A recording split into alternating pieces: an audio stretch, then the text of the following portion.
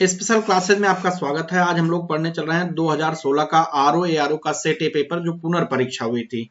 पहला प्रश्न आपके सामने लिखा हुआ है, कार्यकारी न्यायाधीशों की नियुक्ति की जाती है। तो सबसे पहले कार्यकारी न्यायाधीश के बारे में आपको बता देते हैं। कार्यकारी न्यायाधीशों की नियुक्ति राष्ट्रपति द्वारा उच्च न्यायालय में अनुच्छेद 223 और अनुच्छेद 224 के तहत की जाती है। अनुच्छेद 223 में राष्ट्रपति द्वारा मुख्य कार्यकारी न्यायाधीश की नियुक्ति की जाती है। ठीक है, मुख्य कार्यकारी न्यायाधीश की नियुक्ति करता है जब उच्च न्यायालय में मुख्य न्यायाधीश का पद रिक्त हो या अस्थायी रूप से अनुपस्थित हो। अनुच्छेद 224 के तहत राष्ट्रपति अपर और कार्यकारी न्यायाधीश की नियुक्ति करता है। अपर और कार्यकारी न्यायाधीश की नियुक्ति करता है। ठीक है, अब प्रश्न पे आते हैं। कार्यकारी न्यायाधीशों की नियुक्ति की जाती है उच्चतम न्यायालय में, पहला ऑप्शन है। जिला न्यायालय दूसरा ऑप्शन है। उच्च न्यायालय तीसरा ऑप्शन है। डी, ए और बी दोनों है। मैंने आपको बताया राष्ट्रपति उच्च न्यायालय में कार्यकारी न्यायाधीश की नियुक्ति करता है, चाहे वो कार्यकारी मुख्य न्यायाधीश हो या कार्यकारी न्यायाधीश हो। ठीक है, अब प्रश्न नंबर दूसरे की तरफ चलते हैं। फिर से एक बार आंसर देख लीजिएगा, उच्च न्यायालय इसका आंसर सही है। ठीक है, आगे चलते हैं, अगले प्रश्न की तरफ आगे बढ़ते हैं। प्रश्न नंबर 2, निम्नलिखित में कौन भारतीय संविधान के अनुसार सही सुमेलित नहीं है, पूछा है प्रश्न नंबर 2 में। यहाँ पे पूछा है पंचायतें, पंचायत क्या भाग 9 में है? बिल्कुल सही है आंसर है ये, मतलब सही है। कौन सही नहीं है ये देखना है। नगर पालिका भाग 9 का बिल्कुल सही है। सहकारी समितियां 9 का सही है। अधिकरण भाग दे रहा है, यहाँ पे ट्रिब्यूनल्स की बात कर रहा है, तो ट्रिब्यूनल्स जो दिए हैं भाग 15 में दिए गए हैं, यानी XIV, इस तरह आप रोमन अंक में इसको लिखेंगे तो आपका आंसर हो जाएगा अधिकरण भाग 15 में दिया है, ना कि भाग 10 में। तो भाग 10 यहाँ पे गलत है, भाग 15 होता तो सही होता। पूछा है सुमेलित नहीं है, तो आपका आंसर डी हो जाएगा। ठीक है, अगले प्रश्न की तरफ आगे बढ़ते हैं। प्रश्न नंबर 3, निम्नलिखित में कौन सुमेलित नहीं है? फिर वही प्रश्न है, कौन सुमेलित नहीं है। यहाँ पे मौलिक अधिकार दिए हैं, इधर अनुच्छेद दिए हैं। ऑप्शन ए आपका है अस्पृश्यता का अंत, अनुच्छेद 17। क्या अस्पृश्यता का अंत जो है अनुच्छेद 17 में है? बिल्कुल है, तो ये सही है, गलत तो है नहीं। गिरफ्तारी एवं निरोध के विरुद्ध संरक्षण, ये अनुच्छेद 23 में नहीं है, जबकि अनुच्छेद 22 में ये दिया गया है, यानी यही गलत है। आपका आंसर यही सही हो जाएगा, बी ऑप्शन। धर्म की स्वतंत्रता 25 से 28 दी ही गई है, तो सही है 25। अल्पसंख्यकों के हितों का संरक्षण 29 और 30 में दिया गया है, तो ये भी सही है आपका। बी ऑप्शन इसमें गलत है प्रश्न नंबर 3 में। अगले प्रश्न की तरफ चलते हैं।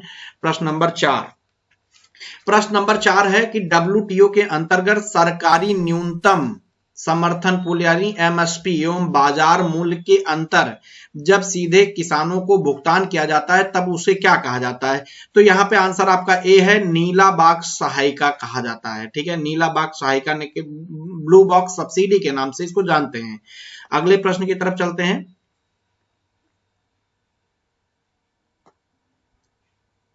प्रश्न नंबर 5 आपके सामने है। हाल ही में घोषित केंद्रीय बजट में 2020-21 में निम्नलिखित किस योजना में बजट का आवंटन 2019-20 की तुलना में कम हुआ है? तो सबसे पहले आपको आंसर बता देते हैं, मनरेगा है, क्योंकि मनरेगा में 2019-20 में जो बजट आवंटन हुआ था 71,002 करोड़ रुपए हुआ था। ठीक है, उसके बाद 2020-21 आया, 2021 में जो बजट आवंटन हुआ है 61,500 करोड़ रुपए हुआ है।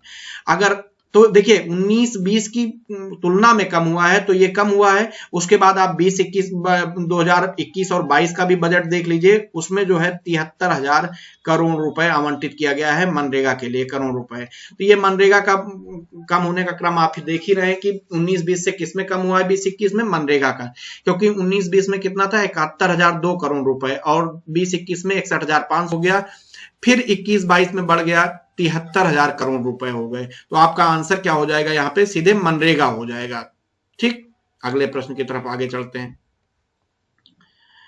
प्रश्न नंबर 6, निम्नलिखित उपायों पर विचार कीजिए जिन्हें RBI अर्थव्यवस्था में मुद्रास्फीति को नियंत्रित करने के लिए प्रयोग में लाया जाता है। इन्फ्लेशन, मुद्रास्फीति को नियंत्रित, बैंक दर में वृद्धि, नगद आरक्षित अनुपात में वृद्धि, सांविधिक तरलता अनुपात में वृद्धि, सरकारी प्रतिभूतियों का क्रय। एक चीज आपको बता दें, ऊपर के जो तीन हैं ये आरबीआई मुद्रास्फीति यानी इन्फ्लेशन को नियंत्रण करने के लिए प्रयोग में लाती है। मतलब जब मुद्रास्फीति बढ़ जाती है उसको नियंत्रण करना होता है तो इन चीजों को लाती है। लेकिन जो ये है सरकारी प्रतिभूतियों का क्रय जो है ये ओपन मार्केट के तहत, जब ओपन मार्केट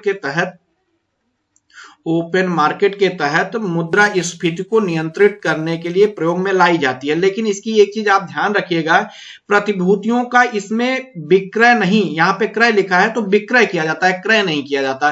तो सरकारी प्रतिभूतियों का अगर विक्रय होता तब ये मुद्रास्फीति के नियंत्रण में काम आती, लेकिन यहाँ पे क्रय लिख उठा है। सरकारी प्रतिभूतियों का विक्रय किया जाता है ये ओपन मार्केट के तहत, ठीक है, तब मुद्रास्फीति को इससे नियंत्रित किया जा सकता है। तो आपके 1 2 3 सही हो जाएंगे। आइए ऑप्शन देखते हैं और सही आंसर क्या है देखते हैं।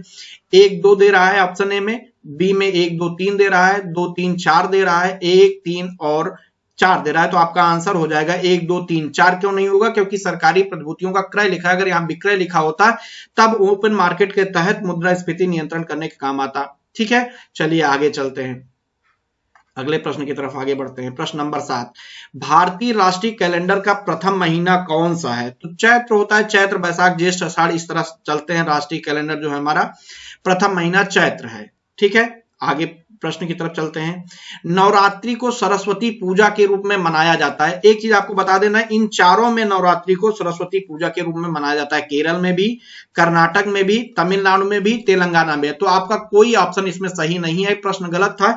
लेकिन अगर आयोग के उत्तर जो माने, जो पहली आंसर की आई उसके बाद कोई आंसर की संशोधित आई नहीं, तो आप इसको आयोग ने जो उत्तर माना था वो डी माना था। हालांकि उत्तर सारे इसके गलत है, सभी राज्यों में मनाया जाता है। ठीक है, आगे चलते हैं प्रश्न नंबर 9 की तरफ। भारतीय संस्कृति पोर्टल के संदर्भ में निम्नलिखित कथनों में कौन सा सही है पूछा है। ध्यान रखिएगा, सही और गलत में आप डिफाइन करना सीख लीजिए। अगर आप इसको सही से नहीं पढ़ेंगे तो गलत हो जाएगा। भारतीय संस्कृति पोर्टल के बारे में बात कर रहा है। ठीक है, इसे आईआईटी रुड़की की टीम द्वारा विकसित किया गया। यहीं पे सबसे बड़ी गलती है, आईआईटी रुड़की द्वारा ना विकसित होकर ये किसके द्वारा विकसित किया गया है? 1 मिनट आगे चल रहे हैं। ठीक,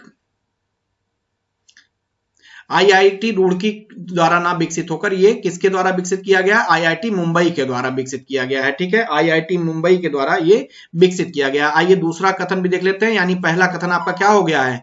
गलत हो गया है। तो आपको पहला कथन क्या लगाना पड़ेगा? गलत है। दूसरे कथन की तरफ आगे बढ़ते हैं।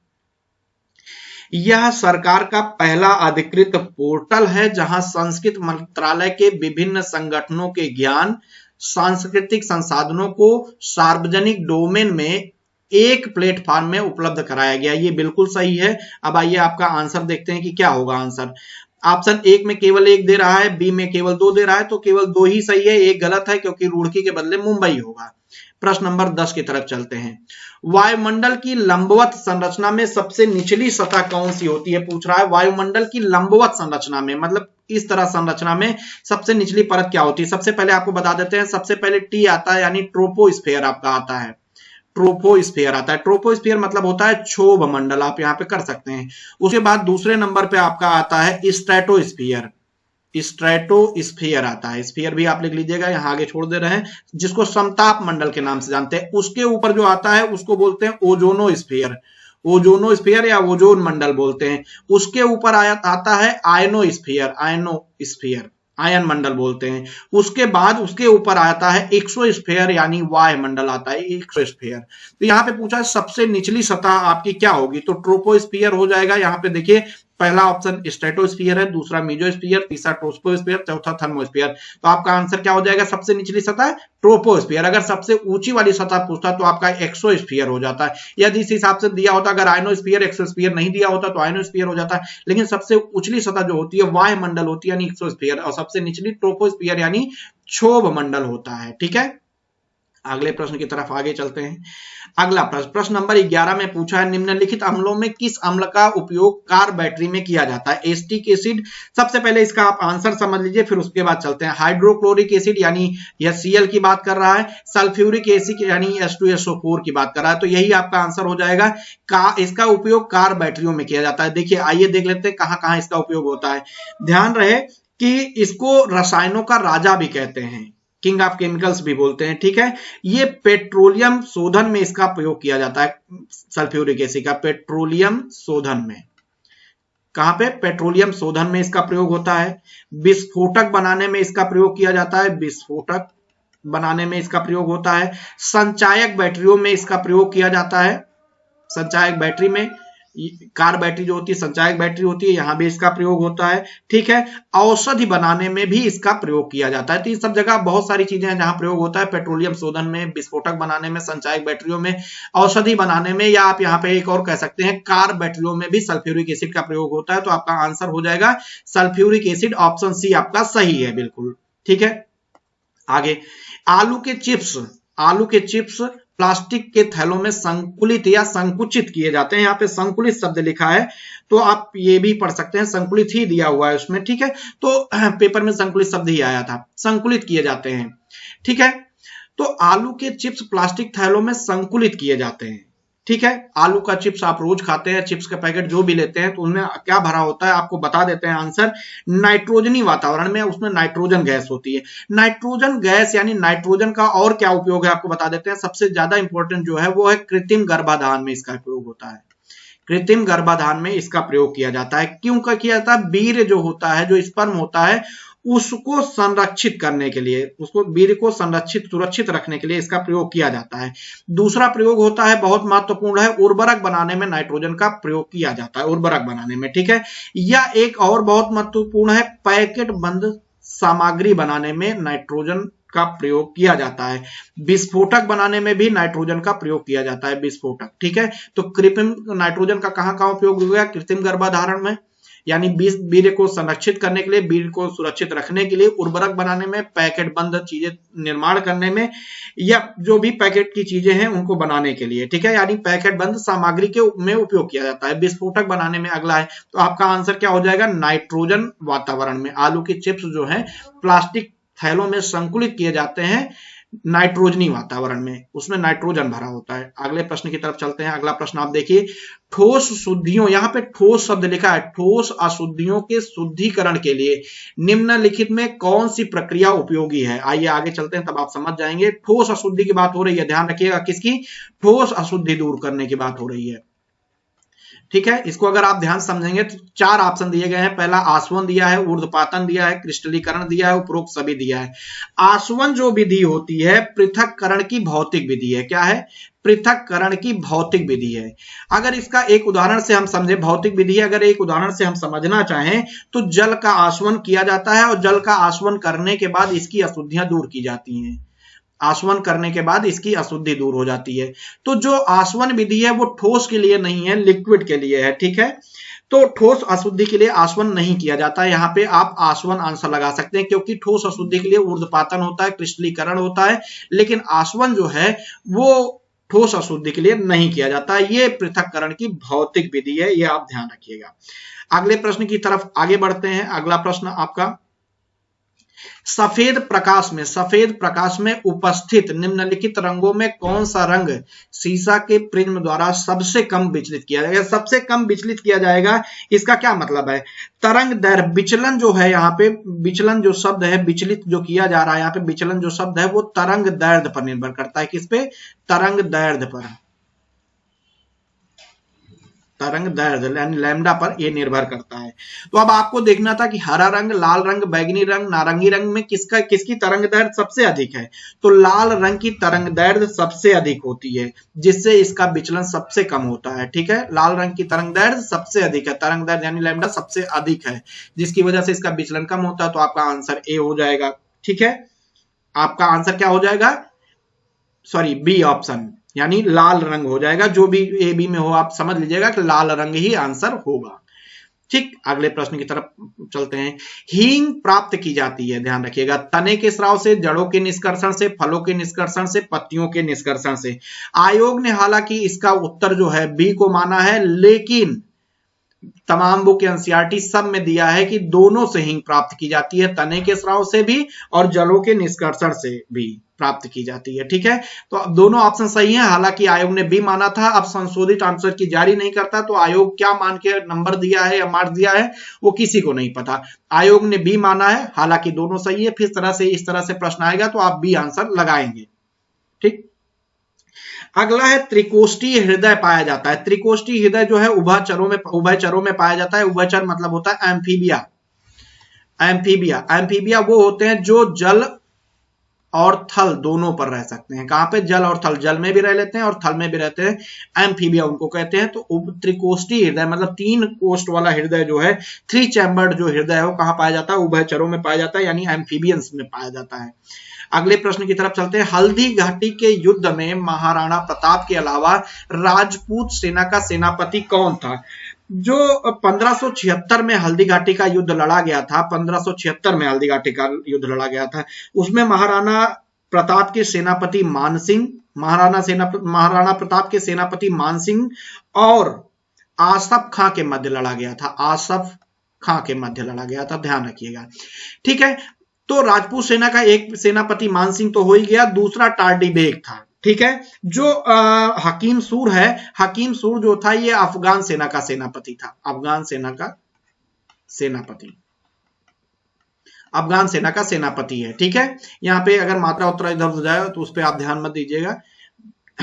अगले प्रश्न की तरफ चलते हैं। प्रश्न नंबर 18, पहले ये पढ़ लेते हैं। प्रश्न नंबर 18 क्या है? भारत में अंग्रेजों की सफलता तथा फ्रांसीसियों, ये शब्द है फ्रांसीसियों, यहां आप कर लीजिएगा, फ्रांसीसियों की असफलता के कारण के संदर्भ में निम्नलिखित में कौन से सही हैं? पहला, अंग्रेजों को बंगाल विजय से अपार धन और शक्ति का मिलना। फिर से प्रश्न देख लीजिए, अंग्रेजों की सफलता फ्रांसीसियों की असफलता के कारण में कौन सही है? तो अंग्रेजों को बंगाल में विजय से अपार धन और शक्ति का मिलना बिल्कुल सही है। अंग्रेजों की बेहतर नौसैनिक ताकत, ये भी सही है। तो दोनों सही हैं। अगर आपको कहीं भी ऑप्शन में दोनों मिल जाए, 1 और 2 दोनों सही है, तो आपका आंसर सही हो जाएगा। चलिए आगे चलते हैं, देखते हैं क्या ऑप्शन में है। कूट दिया गया है, केवल 1 दिया है, ऑप्शन में केवल 2 दिया है, 1 2 दोनों दिए हैं। यहाँ पे ये काट दीजिएगा, 1 2 दोनों दिए हैं, तो आपका सी ऑप्शन बिल्कुल सही है। जहां पे आपके सी या डी में जिसमें दिया हो आप सही कर लीजिएगा, यही ऑप्शन आपका सही है, दोनों सी ऑप्शन।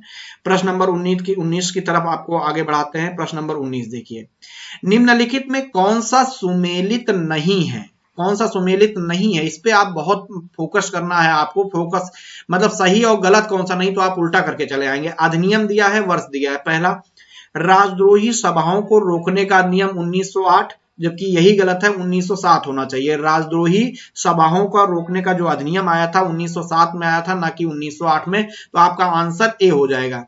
विस्फोटक पदार्थ अधिनियम 1908 में आया था, बिल्कुल सही है। भारतीय फौजदारी कानून संशोधन अधिनियम 1908 में था। समाचार पत्र अधिनियम जो है अपराधों के लिए प्रोत्साहन वाला 1908 में आया था। तो ये आपके जो तीनों हैं ये सही हैं, केवल यही 1907 में होगा। तो आपका आंसर क्या हो जाएगा? ए हो जाएगा। अगले प्रश्न की तरफ आगे चलते हैं। प्रश्न में पूछा है सूची 1 और 2 को आपको सुमेलित करना है। सबसे पहले आपको यहाँ पे सुमेलित करना है, दिया है रंपा विद्रोह, तो आपको बताना होगा कि रंपा विद्रोह कब हुआ था। तो 1879 से 18 मतलब ए के सामने आपका 2 हो जाएगा। ठीक, तो रंपा विद्रोह 1879 से 1880 के बीच हुआ था। ठीक है, उसके बाद दूसरा जो है पावना कृषक विद्रोह जो हुआ था 1873 से 76 के बीच हुआ था, यानी बी के सामने आपका क्या आंसर हो जाएगा? 1 मिनट रुक जाइएगा, पेन दिक्कत कर रही है कुछ। ठीक है, 1 सेकेंड रुक जाइएगा, फिर चलेगा, ताकि आपको लिख के आंसर हम बता सकें। तो बी के सामने क्या हो जाएगा? 4 हो जाएगा। फिर सी के सामने क्या हो जाएगा?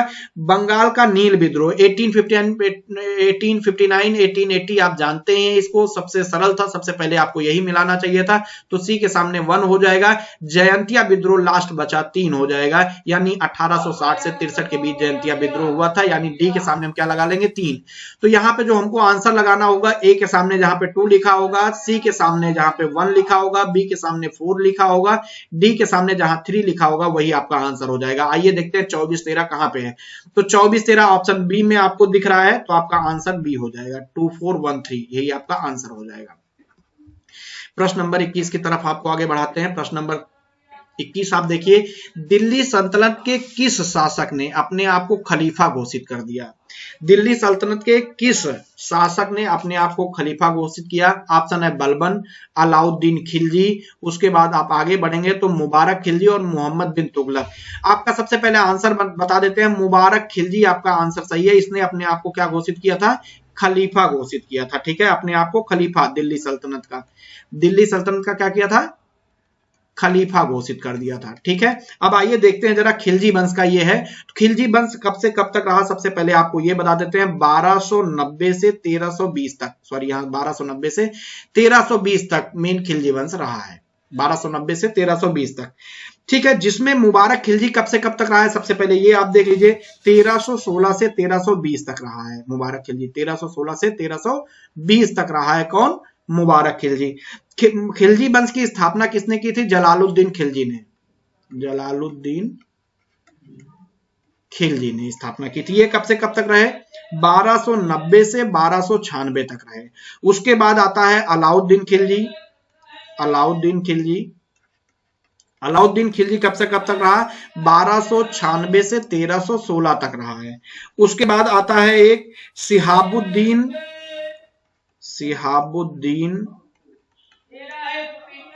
उमर खिलजी।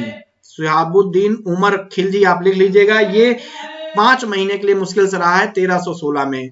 उसके बाद जो आ गया है वो मुबारक खिलजी आ गया है। ठीक है, तो इस हिसाब से, अच्छा मुबारक खिलजी की अगर आप बात करें तो बाजार नियंत्रण को इसने समाप्त कर दिया था। बाजार नियंत्रण जो अलाउद्दीन खिलजी द्वारा लागू किया गया था, बाजार नियंत्रण को समाप्त कर दिया गया था। ठीक है, बाजार नियंत्रण को इसने समाप्त किया था। बाजार नियंत्रण किसने लाया था? अलाउद्दीन खिलजी ने। तो बाजार नियंत्रण को इसने समाप्त कर दिया। अगले प्रश्न की तरफ आगे बढ़ते हैं। प्रश्न नंबर 22 में निम्नलिखित में कौन आजाद हिंद फौज आईएनए से नहीं जुड़े थे? रशीद अली, शहनवाज है, पीके सहगल है, बीसी दत्त है। तो आपको सबसे पहले बता दें जुड़े कौन कौन थे। राशिद अली जुड़े हुए थे, किससे? आईएनए से जुड़े थे। सबसे पहले आप एक चीज देख लीजिए, आईएनए की स्थापना कैसे हुई। सबसे पहले आईएनए की स्थापना जो हुई है 1942 में कैप्टन मोहन सिंह ने की है। किसने?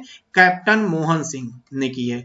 लेकिन 4 जुलाई 1943 को इसकी कमान रासबिहारी बोस ने एससी बोस यानी सुभाष चंद्र बोस को सौंप दी। कब सौंपी? 4 जुलाई 1943 को। इसी के बाद अक्टूबर 1943 में सुभाष चंद्र बोस ने, एससी बोस ने सिंगापुर में स्वतंत्र भारत की अस्थायी सरकार का गठन किया। ठीक है, अब देखते हैं कौन कौन थे। सबसे पहले आपको बता दें, राशिद अली आईएनए से जुड़े हुए थे। आईएनए से यहां पे पूछा जुड़े नहीं थे। शहनवाज भी आईएनए से जुड़े हुए थे। पीके सहगल भी आईएनए से जुड़े हुए थे। जबकि बीसी दत्त जो है, ये आपका आंसर जो है डी आंसर है, बीसी दत्त जो है रॉयल नेवी विद्रोह से जुड़े थे। रॉयल नेवी विद्रोह से जुड़े थे। ठीक है, रॉयल नेवी विद्रोह से ये जुड़े हुए थे।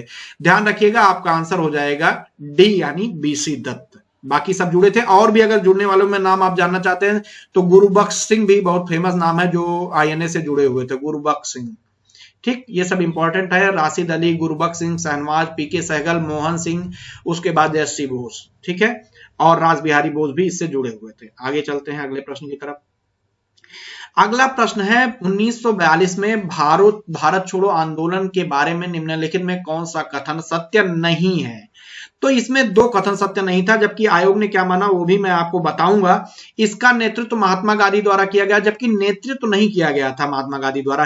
रूपरेखा महात्मा गांधी द्वारा तैयार की गई थी, क्योंकि जैसे ही 9 अगस्त 1942 को भारत छोड़ो आंदोलन शुरू हुआ, ऑपरेशन जीरो आवर के तहत गांधी जी को गिरफ्तार कर लिया गया था। तो नेतृत्व नहीं किया था, यानी आपका एक कथन असत्य हो गया ये।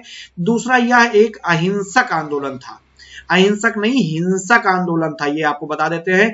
एनसीईआरटी 12th में साफ साफ दिया है, 2003 की है, कि 6000 से 7000 लोग मारे गए, ऐसे कुछ आंकड़ा वो दिखाता है। किसी को स्क्रीनशॉट चाहिए तो मैं दे सकता हूं। तो आपको आपका दोनों आंसर क्या होना चाहिए, इसमें सही होना चाहिए, क्योंकि दोनों असत्य हैं।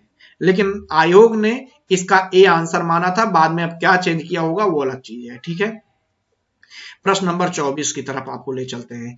निम्नलिखित अधिनियमों में किसके द्वारा भारतीय परिषद यानी इंडिया काउंसिल को समाप्त किया गया? प्रश्न ये है, इंडिया काउंसिल को समाप्त भारत सरकार अधिनियम 1935 द्वारा किया गया था। 1935 के अधिनियम में कुल 321 धाराएं थी यानी अनुच्छेद थे और 10 अनुसूचियां थी। इसी के द्वारा इंडिया काउंसिल भारत परिषद को समाप्त किया गया था। भारत परिषद का जो गठन हुआ था 1858 के अधिनियम द्वारा किया गया था, तो इंडिया काउंसिल को समाप्त कर दिया गया 1935 के द्वारा। इसको आप अच्छे से देखेंगे।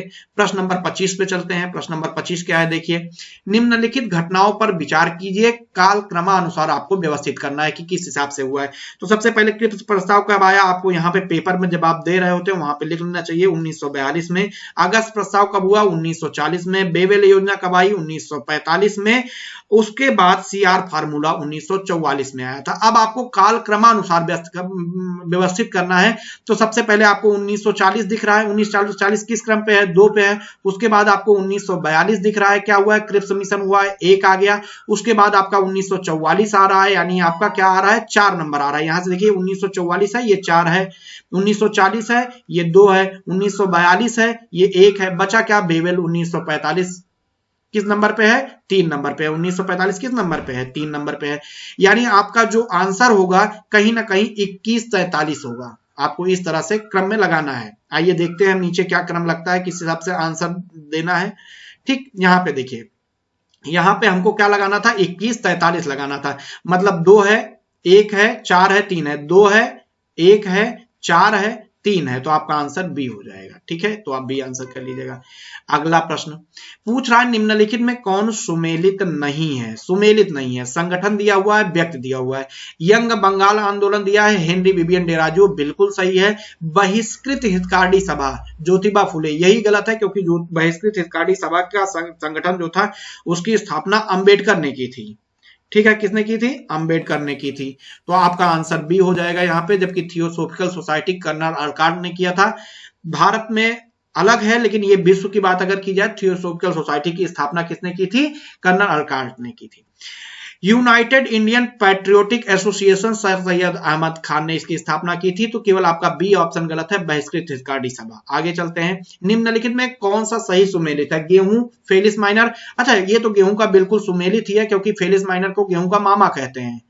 ठीक है, अगला धान दिया है, बथुआ दिया है। देखिए बथुआ जो है गेहूं की फसल में पाया जाता है, ना कि धान में। तो आपका आंसर जो हो जाएगा बी हो जाएगा। कौन सा सुमेलित नहीं है में आपका बी ऑप्शन जो है वो सुमेलित नहीं है, क्योंकि बथुआ जो है गेहूं का खरपतवार है। बाकी मटर का प्याजी होता है, बरसीम का कासनी, ये सब सही है आपके सामने। अगले प्रश्न की तरफ चलते हैं। 28 नंबर प्रश्न, सूची 1 और 2 को आपको सुमेलित करना है। इधर आपको फसल दी हुई है और यहाँ पे आपको मौसम दिया हुआ है, बताना है किस मौसम में होती है। सूरजमुखी, सूरजमुखी किस मौसम की फसल है? सबके बता दें, सूरजमुखी जो होती है वो सभी मौसम की फसल है। तो यानी ए के सामने आपको क्या लगाना है? 4। खरबूजा, खरबूजा किसकी फसल है? खरबूजा जायद की फसल है, बिल्कुल सही सुमेलित है। तो यानी बी के सामने आपको 2 लगाना है। और कपास, कपास जो है खरीफ यानी वर्षा की फसल है, तो आपको सी के सामने 1 लगाना है। अलसी जो है रबी यानी सर्दी की फसल है, यानी डी के सामने आपको 3 लगाना है। तो 42-13 जहां पे दिया होगा वो सही हो जाएगा। ऑप्शन बी इसमें आपको 4, 2, 1, 3 ABCD के सामने दिख रहा है, तो सही हो गया है। ठीक है, आपका आंसर क्या हो जाएगा? बी। प्रश्न नंबर अगला, फॉर्च्यून इंडिया की 500 कंपनियों की सूची के अनुसार वर्ष 2019 में सबसे बड़ी निगम कंपनी थी। यहां पे 2019 में सबसे बड़ी निगम कंपनी की बात कर रहा है फॉर्च्यून इंडिया 500 में, तो रिलायंस इंडस्ट्रीज आपका आंसर सही था। रिलायंस इंडस्ट्रीज जो है 2019 के फॉर्च्यून इंडिया की 500 कंपनी की सूची में सबसे बड़ी कंपनी थी। ठीक है, अगला, अमेरिका आधारित थिंक टैंक जनसंख्या समीक्षा रिपोर्ट 2020 के अनुसार कौन सा कथन सही है? पहला पॉइंट दिया हुआ है, भारत की जीडीपी 2019 में 209 लाख करोड़ थी, बिल्कुल सही है। भारत दुनिया की 5वें सबसे बड़ी अर्थव्यवस्था के रूप में उभरा है, बिल्कुल सही है। इसने ब्रिटेन और फ्रांस को पीछे छोड़ा है। तीनों पॉइंट आपके सही है, यानी 1, 2, 3 जहां पे ऑप्शन होगा ये वाला ऑप्शन आपका सही है, डी ऑप्शन आंसर आपका सही है। अगले प्रश्न की तरफ चलते हैं। नीचे दो कथन दिए गए हैं जिनमें एक को अभिकथन दूसरे को कारण कहा गया है, से चिन्हित किया गया है। ठीक है, अभिकथन क्या दिया हुआ है, सबसे पहले देखते हैं अभिकथन क्या है। लखनऊ डिफेंस एक्सपो 2020 एशिया का रक्षा उत्पाद का सबसे बड़ा एक्सपो था। दूसरा कह रहा है लखनऊ डिफेंस एक्सपो 2020 एशिया का सबसे बड़ा डिफेंस एक्सपो था, बिल्कुल सही है। एक्सपो का आयोजन भारत को उभरते रक्षा उत्पादन केंद्र के रूप में प्रस्तुत करना था। इसमें दोनों सही है और व्याख्या भी सही है, तो आपका आंसर ए सही है। आयोग ने भी ए ही माना है। हम आयोग से ही आपको आंसर सब लगभग बता रहे हैं। ठीक है, जो गलत है आयोग का उसको मैं आपके सामने बता दे रहा हूं। अगला यहां पे ऑप्शन दिया गया था कि 2020-21, अब तो 21-22 बजट आ गया है, तो यहां पे दिया गया था सूची 2 दिया था। मैं आपको फिर से यहां पे लिख देता हूं जो पेपर में था। 17 आयकर के सामने 18 लिखा था, यहां पे 7 लिखा था, यहां पे 4 लिखा था। आपको क्या करना था, मिलाना था। मिलाने के लिए सबसे पहले आपको जानना होगा 2020-21 के बजट में। हालांकि आप अब 2021 और 22 के बजट के हिसाब से मिला लीजिएगा जरूर। निगम कर कितना था, 18% सबसे अधिक था। उसके बाद आयकर जो था वो 17 था। उसके बाद था सीमा शुल्क 4%, केंद्रीय इस्पात शुल्क 7। तो ए के सामने आपको बी मिलाना था, बी के सामने आपको 1 मिलाना था, सी के सामने आपको 4 मिलाना है, डी के सामने आपको 3 मिलाना है, यानी ए के सामने आपको 2 मिलाना था। तो 21-43 आपका जहां पे होगा वही आंसर हो जाएगा। आइए देखते हैं। तो 21-43 बहरहाल आप आंसर सही कर लीजिएगा, जो भी ऑप्शन रहा हो। वैसे जो पेपर था उसमें शायद डी ऑप्शन सही था, वहीं पे आपको सॉरी ये 21-43 दिया था, तो आप उसको सही कर लीजिएगा डी ऑप्शन नीचे जाके, क्योंकि कूट में दिया था।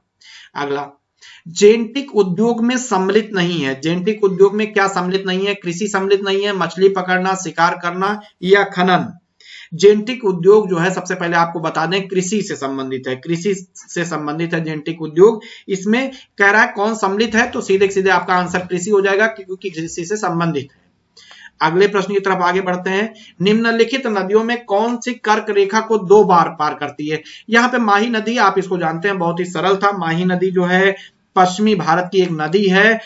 इसका उद्गम जो होता है धार जिला विंध्य श्रेणी से होता है। धार जिला विंध्य श्रेणी से इसका उद्गम होता है। ठीक है, एमपी, उसके बाद ये राजस्थान जाती है, उसके बाद ये गुजरात जाकर अरब सागर में गिर जाती है माही। आपका आंसर हो जाएगा यहाँ पे माही, बिल्कुल सही है, लगा लीजिएगा टिक। अगले प्रश्न की तरफ आगे बढ़ते हैं हम लोग। निम्नलिखित में जनगणना वर्षों में किसे जननांकीय इतिहास में महान विभाजक वर्ष के रूप में जानते हैं। यह भी सरल होता है, आप जानते हैं 1921 को महान विभाजक वर्ष के रूप में जानते हैं, क्योंकि इसके बाद सीधे जनगणना, जनसंख्या जो थी हमारी वो क्या हो गई थी, बढ़नी शुरू हो गई थी। इसके पहले घटती हुई प्रतीत हो रही थी। सबसे ज्यादा जो घटी थी 1901 में घटी थी, उसके बाद सीधे सीधे बढ़ना शुरू हुई थी, इसीलिए इसको महान विभाजक वर्ष के रूप में जाना जाता है। अगला है तुलबुल परियोजना किस नदी पर आधारित है। तुलबुल परियोजना किस नदी पर आधारित है। तुलबुल परियोजना जो है इसकी शुरुआत हुई थी 1985 में।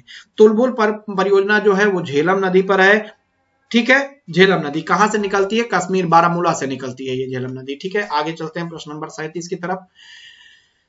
37, निम्नलिखित कथनों पर विचार कीजिए और दिए गए कोड की सहायता से आपको सही उत्तर का चयन करना है। 4 पॉइंट दिए हैं। पहला पॉइंट आपको ध्यान से पढ़ना होगा, रिहंदबाद सोन नदी की एक सहायक नदी पर है। रिहंदबाद सोन नदी की एक सहायक नदी पर स्थित है, बिल्कुल सही है।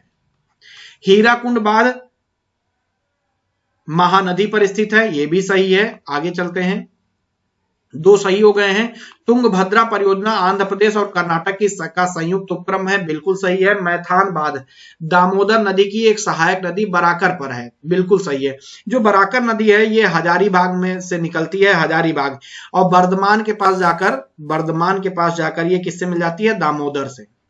ठीक, तो ये दामोदर की सहायक नदी है, वहीं पर मैथान बांध स्थित है। यानी आपके चारों पॉइंट सही हैं। तो आइए देखते हैं चारों पॉइंट। कहीं पे दिया है 1 2 3 4, यहाँ पे डी देखेंगे, आपका आंसर हो जाएगा 1 2 3 4 दिया है, तो आपका यही आंसर हो जाएगा। आगे चलते हैं। भारत सरकार द्वारा राष्ट्रीय हरित अधिकरण यानी एनजीटी की स्थापना की गई है। एनजीटी की स्थापना 2010 में की गई थी। इसके बारे में थोड़ा सा आगे आपको डिटेल में बताएंगे अगले प्रश्न में। निम्नलिखित में कौन सा सुमेलित नहीं है। यहाँ पे देश दिया है, उसके आगे लौह अयस्क क्षेत्र दिया है। कजाकिस्तान में कारागंडा दिया है। पूछ रहा है कौन सा सुमेलित नहीं है, तो कजाकिस्तान में कारागंडा लौह इस्पात क्षेत्र सही है। यूक्रेन में क्रिवाय राग है, ये भी सही है। जर्मनी में नारमंडी है, ये गलत है, क्योंकि नारमंडी जो लौह उत्पादक क्षेत्र है ये फ्रांस में है। तो आपका आंसर क्या हो जाएगा, सी। बाकी जो आपका फ्रांस का पेनिस दिख रहा है ये सही है, लौह उत्पादक क्षेत्र है, फ्रांस में स्थित है। ठीक है, आगे चलते हैं अगले प्रश्न की तरफ। देखिए आरओ के पेपर में औद्योगिक क्षेत्र बहुत पूछे जा रहे हैं। अगला है, पूछ रहा है निम्नलिखित में कौन सा एक सही सुमेलित है। लॉरेन औद्योगिक क्षेत्र इटली में है लिखा हुआ है, जबकि गलत है क्योंकि इटली में ना होकर ये फ्रांस में है। लॉरेन औद्योगिक क्षेत्र बहुत ही फेमस है। रूर औद्योगिक क्षेत्र कह रहा है जर्मनी में है, बिल्कुल सही है, यही आपका आंसर हो जाएगा बी, क्योंकि पूछा है कौन सा सही है तो बी आपका आंसर हो जाएगा, ध्यान रखिएगा। ब्रिस्टल औद्योगिक क्षेत्र कह रहा है कि फ्रांस में है, ब्रिस्टल आप जानते हैं इंग्लैंड में यानी यूके में है ये।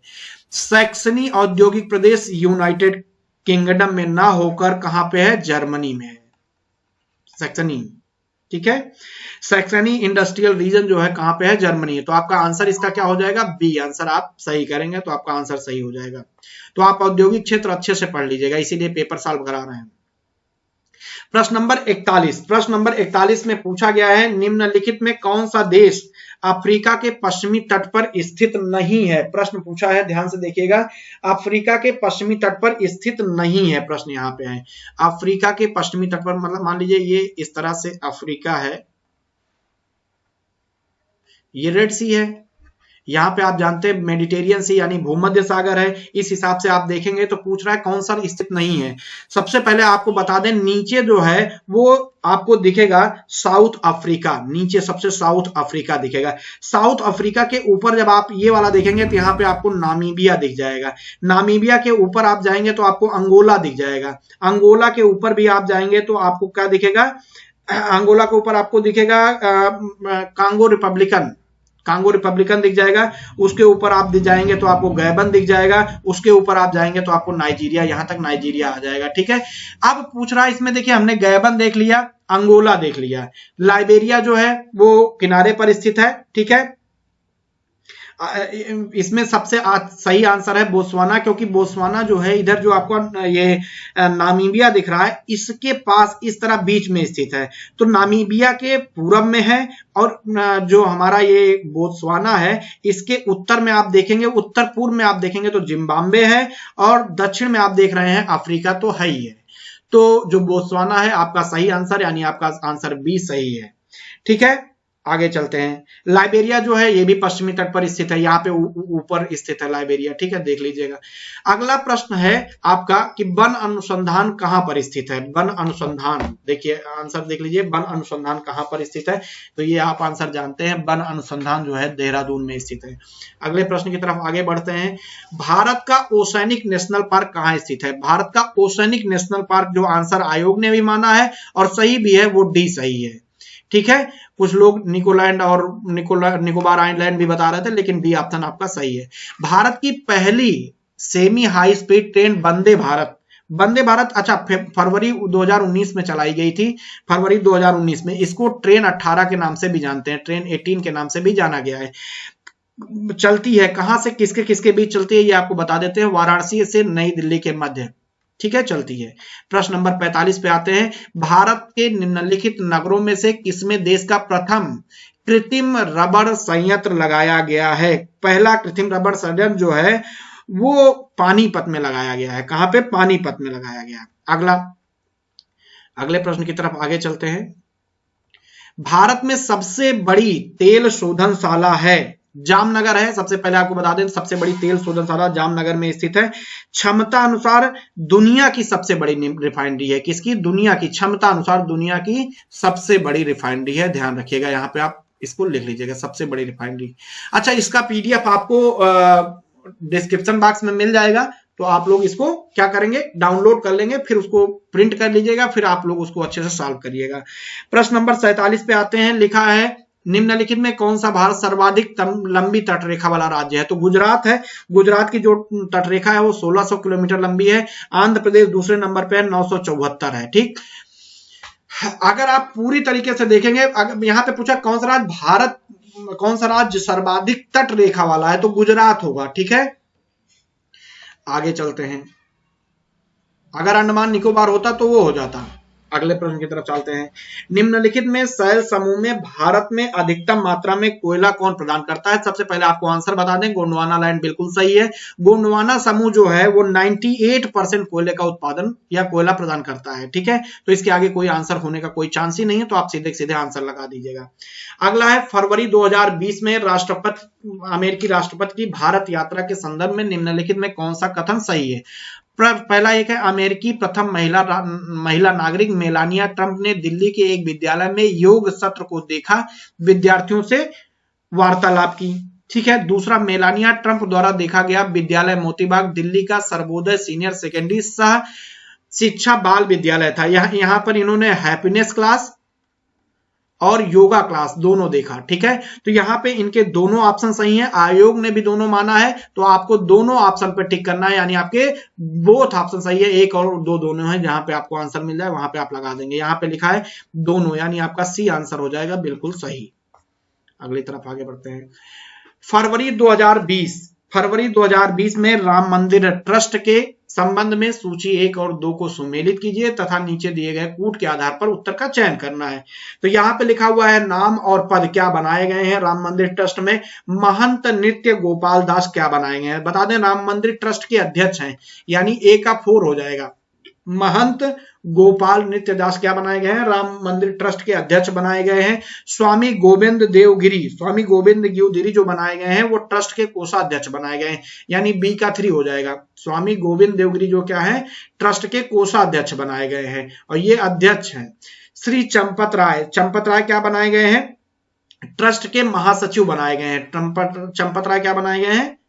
महासचिव बनाए गए हैं। नृपेंद्र मिश्रा को क्या बनाया गया है? लास्ट ऑप्शन बच रहा है, मंदिर निर्माण समिति के प्रमुख बनाया गया है। तो यहां पे आप देख लीजिए, सी का 2 हो जाएगा, फिर आपका डी का क्या हो जाएगा? आपका 1, यानी 43-21 जहां पे लिखा होगा आपका आंसर वही सही हो जाएगा। ठीक है, आपका आंसर हो जाएगा। आइए देखते हैं क्या आंसर है। 43 क्या लिखा हुआ है आंसर में? 43-21, 4321। आइए देखते हैं, कहीं पे है 4321, ये है आपका आंसर हो जाएगा बी। इस क्वेश्चन में 45-21 लिखा हुआ है। अगले प्रश्न की तरफ हम लोग आगे बढ़ते हैं। निम्नलिखित में किसे सर्वोत्तम फिल्म के लिए ऑस्कर पुरस्कार 2020 प्रदान किया गया? सबसे पहला बता दें, ये जो 2020 था ये 92वां ऑस्कर पुरस्कार था। 10 फरवरी 2020 को इसका अनाउंसमेंट किया गया है, 10 फरवरी 2020 को। दिया किसको गया है? बात ये है, तो आपको आंसर बता देते हैं, पैरासाइट्स को 2020 का ऑस्कर पुरस्कार दिया गया, प्रदान किया गया है। अगला, प्रथम खेलो इंडिया विश्वविद्यालय खेल आयोजित कहां किया गया है? सबसे पहले बता दें, 1 मार्च 2020 को यह आयोजित किया गया है। कहां पे? उड़ीसा में। तो आपको आंसर होना चाहिए भुवनेश्वर, उड़ीसा। भुवनेश्वर राजधानी है उड़ीसा की, तो सीधे आंसर हो जाएगा और कुछ बच ही नहीं रहा, तो आंसर ये हो जाएगा। अगले तरफ चलते हैं, प्रश्न नंबर 3। नीचे दिए 2 कथन दिए गए, एक अभिकथन दिया गया है, एक कारण दिया गया है, उससे चिन्हित किया गया। अभिकथन क्या दिया गया है, इस पे बात कर लेते हैं। फरवरी 2020 में सीनेट ने राष्ट्रपति डोनाल्ड ट्रंप को उनके विरुद्ध चल रहे महाभियोग से बरी कर दिया। ये बिल्कुल सही है, महाभियोग से बरी कर दिया गया है। अगला देखते हैं, सीनेट में रिपब्लिकन सांसदों की अपेक्षा डेमोक्रेट्स, यहां डेमोक्रेट्स आप कर लीजिएगा, डेमोक्रेट्स सांसदों की संख्या अधिक है, जबकि ये गलत है। डेमोक्रेट्स सांसदों की संख्या अधिक नहीं है, रिपब्लिकन सांसदों की संख्या अधिक है। ठीक, ये उल्टा लिख दिया गया है, ध्यान रखिएगा, क्योंकि 52-48 के मत से इनको बरी किया गया है महाभियोग से। तो आपका आंसर क्या हो जाएगा? केवल एक सही है, 2 गलत है। देखते हैं, ए सत्य है, यहां पे सी आप देखेंगे आपका आंसर हो जाएगा ए सत्य है, किंतु आर जो है असत्य है। अगली तरफ चलते हैं। अगला प्रश्न था, ऑस्ट्रेलिया में फरवरी मार्च 2020 के दौरान आयोजित आईसीसी महिला T20 विश्व कप में कितनी टीमों ने भाग लिया है? इसका जो आयोजन हुआ है वो 8 फरवरी शायद, आप लोग क्लियर कर लीजिएगा, 21 मार्च 2020 के बीच हुआ है। एग्जैक्ट मुझे क्लियर याद नहीं आ रहा है, आप लोग कर लीजिएगा। ठीक है, ऑस्ट्रेलिया ने भारत को 85 रन से हराया था, इसमें 10 टीमों ने भाग ली थी। ऑस्ट्रेलिया ने भारत को हराया, इंडिया को हराया, 85 रन से हरा दिया। ठीक, हराया, ऑस्ट्रेलिया ने भारत को हराया था 85 रन से। ठीक है, आगे चलते हैं, अगले प्रश्न की तरफ आगे बढ़ते हैं। कुष्ठ रोग के खिलाफ किए गए प्रयासों हेतु व्यक्तिगत श्रेणी में अंतरराष्ट्रीय गांधी पुरस्कार 2020 पाने वाले हैं। कौन मिला है, किसको मिला है? 6 फरवरी 2020 को अंतरराष्ट्रीय गांधी पुरस्कार दिया गया है। दिया किसको गया है? NS धर्मशक्तु को दिया गया है। आपका आंसर बी सही है। ठीक है, अगले प्रश्न की तरफ चलते हैं। निम्नलिखित विकल्पों को आपको सही चुनना था।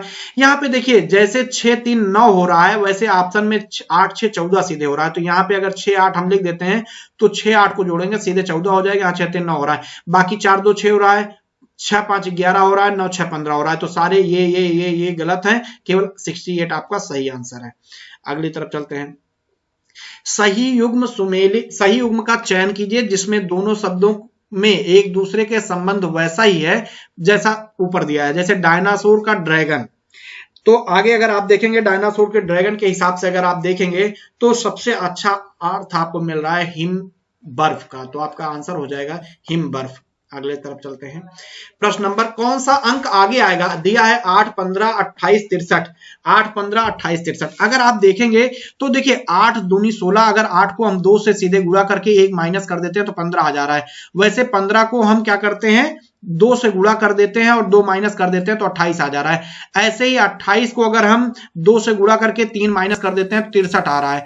ऐसे ही हम क्या करेंगे, 63 को किससे गुणा करेंगे? 4 से। यहाँ पे 63 को 2 से गुणा करेंगे और 4 माइनस कर देंगे। अगर आप ये करेंगे तो 2 3 6 हो जाएगा, 2 6 12 हो जाएगा और 4 माइनस करेंगे तो आपका आंसर, 1 मिनट गड़बड़ हुआ, 2 3 6 2 6 12,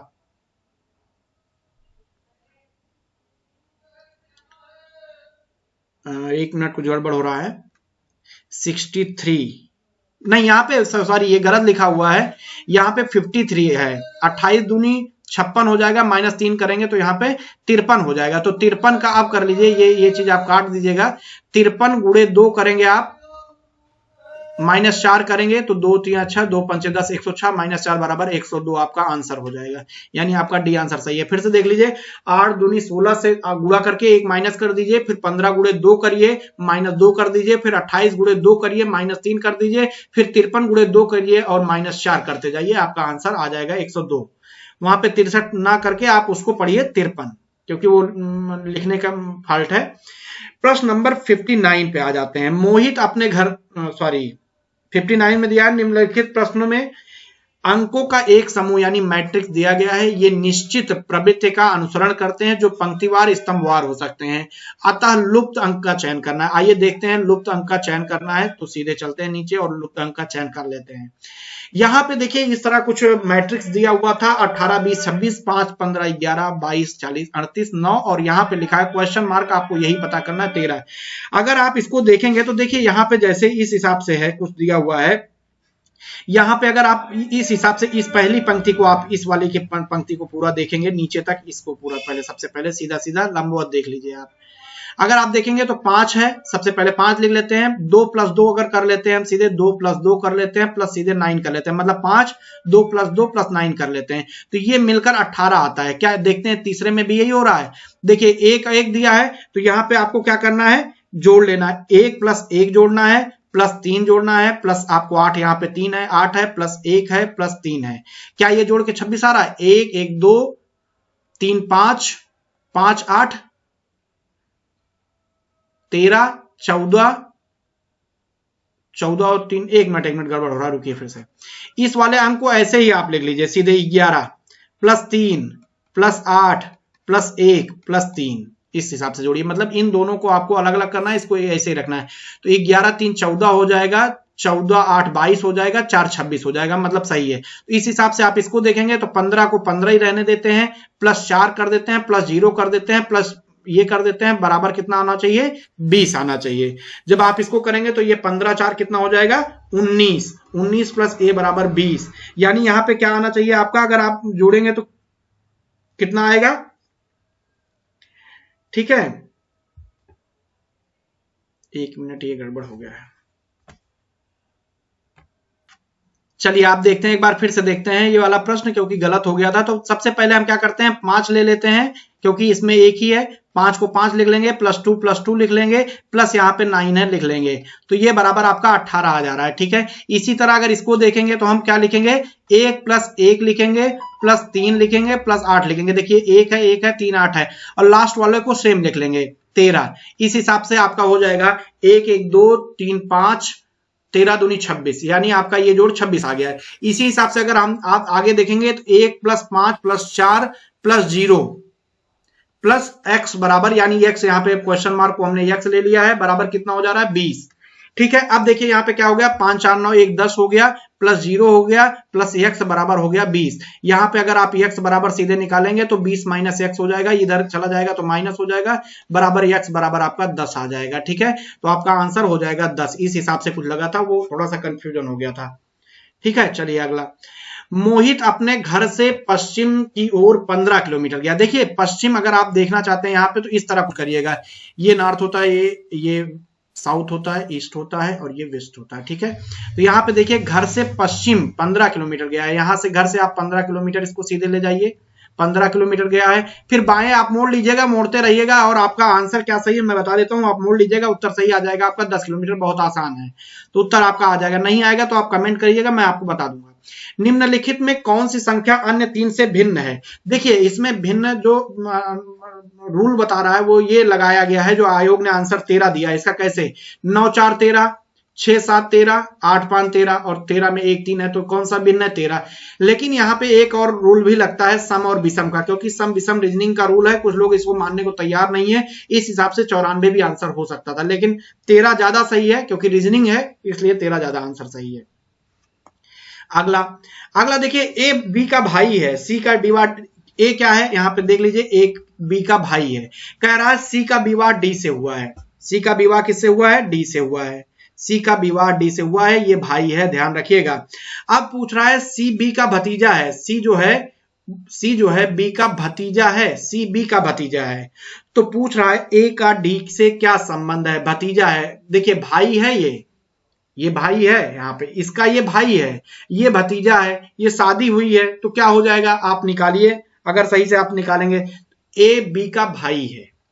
ठीक है, ए जो है बी का, हाँ, तो आगे देखिए ये पूछ रहा है ए का डी से संबंध क्या है, तो ए का डी के संबंध क्या हो जाएगा, ससुर हो जाएगा, सीधे सीधे आपका आंसर आ जाएगा ससुर। ठीक, ए का डी से संबंध क्या होगा, ससुर हो जाएगा। ठीक, अगले प्रश्न की तरफ चलिए। अगला प्रश्न ये है कि उत्तर प्रदेश में किसान समृद्धि आयोग का गठन कब किया गया। किसान समृद्धि आयोग का जो गठन किया गया है 2017 में उत्तर प्रदेश में किया गया है। अगले प्रश्न 64 की तरफ आगे बढ़ते हैं। प्रश्न नंबर 64 क्या है, निम्नलिखित किस में साक्षरता दर सबसे कम है। तो सबसे पहले आपको आंसर ही बता देते हैं, 46.7 साक्षरता दर है श्रावस्ती की, और सबसे कम है। ठीक है, अगले प्रश्न की तरफ चलते हैं। अगला प्रश्न है उत्तर प्रदेश, यहाँ पे ये यूपी लिख लीजिएगा, उत्तर प्रदेश राज्य में कुल सिंचित क्षेत्र नहर सिंचाई का कितने प्रतिशत है। यहाँ पे सही जो आंसर है वो 30.91 है। अगर आयोग का माने तो उसने ए आंसर माना है और ए सही है। ठीक है, तो 30.91 है, ये नवीनतम डेटा के अनुसार है। ठीक, अगले प्रश्न की तरफ आगे चलते हैं। 66 नंबर प्रश्न पे, निम्नलिखित में सूची 1 और 2 को सम्मिलित करिए। इस पे बड़ा बवाल हुआ था, इसलिए आपको फिर भी आयोग का आंसर बी था, ये आप जान लीजिए, और आंसर कैसे लगाया था उसने ये भी देख लीजिए। आगे हम आपको बता भी देते हैं थोड़ा सा। देखिए पीतल का सामान जो था मुरादाबाद था, पीतल का सामान मुरादाबाद बिल्कुल सही है। माचिस आपको कहां पे मिलता है, बरेली में। उसके बाद खेल का सामान क्या है, मेरठ, बिल्कुल सही है। लकड़ी पर नक्काशी कहां की जाती है, सहारनपुर में। तो आपका आंसर उस हिसाब से भी बिल्कुल सही था, कोई दिक्कत नहीं थी।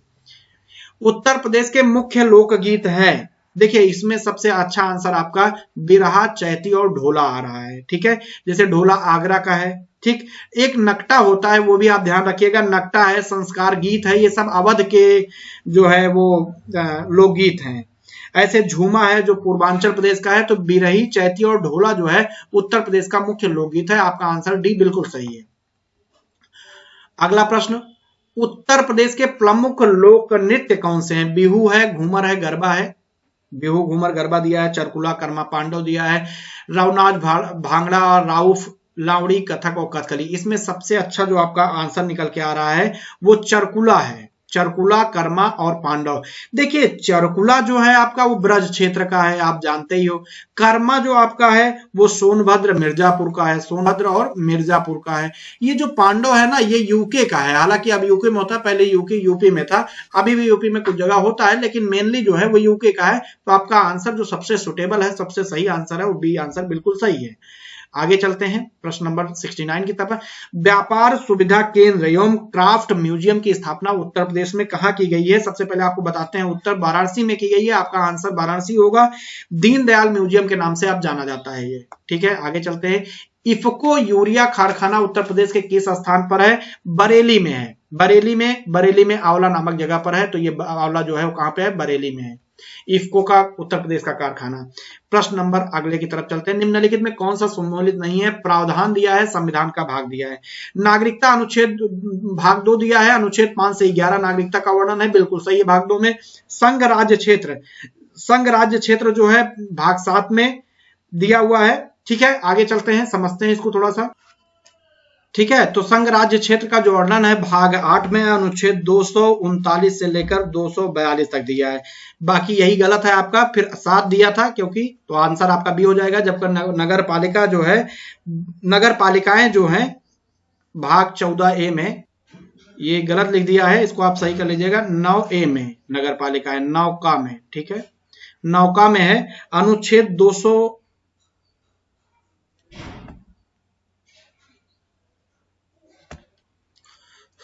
243 से लेकर 243 तक दिया है, ठीक है।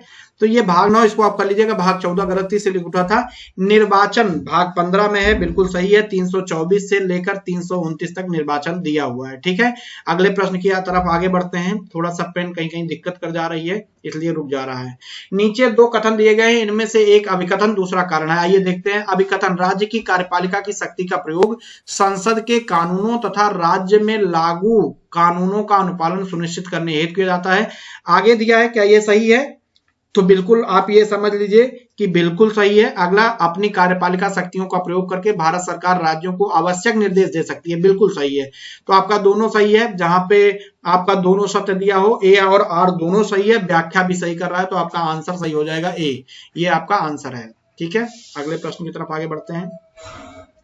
73 नंबर प्रश्न। सूची 1 और सूची 2 को सुमेलित किए गए दिए गए कूट की सहायता से उत्तर का आपको चयन करना है, ठीक है। 7वीं अनुसूची दिया गया है। क्या 7वीं अनुसूची में क्या है आपको बताना है। 7वीं अनुसूची में सूचियां दी गई हैं, संघ राज्य और समवर्ती सूचियां दी गई हैं, सबसे पहले आपको बता देते हैं। 8वीं अनुसूची में आप देख रहे हैं ऊपर भाषा है। 9वीं अनुसूची में कुछ अधिनियम है, यहाँ पे अधिनियम कर लीजिएगा, का विधिमान्यीकरण किया गया है। 10वीं अनुसूची में जो है दल बदल के आधार पर निराहारता को घोषित किया गया है। निर्भरता लिख उठा है, निराहारता है, यहाँ पे निराहारता घोषित किया गया है, ठीक है। तो आपका आंसर क्या हो जाएगा? देखिए, ए के सामने 3 आ रहा है, बी के सामने 1 आ रहा है, सी के सामने क्या आ रहा है? डी आ रहा है, और सी के सामने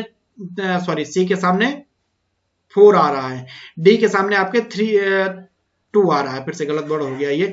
देखिए, 7, ए का 3 आ रहा है, बिल्कुल सही है। बी का 1 आ रहा है।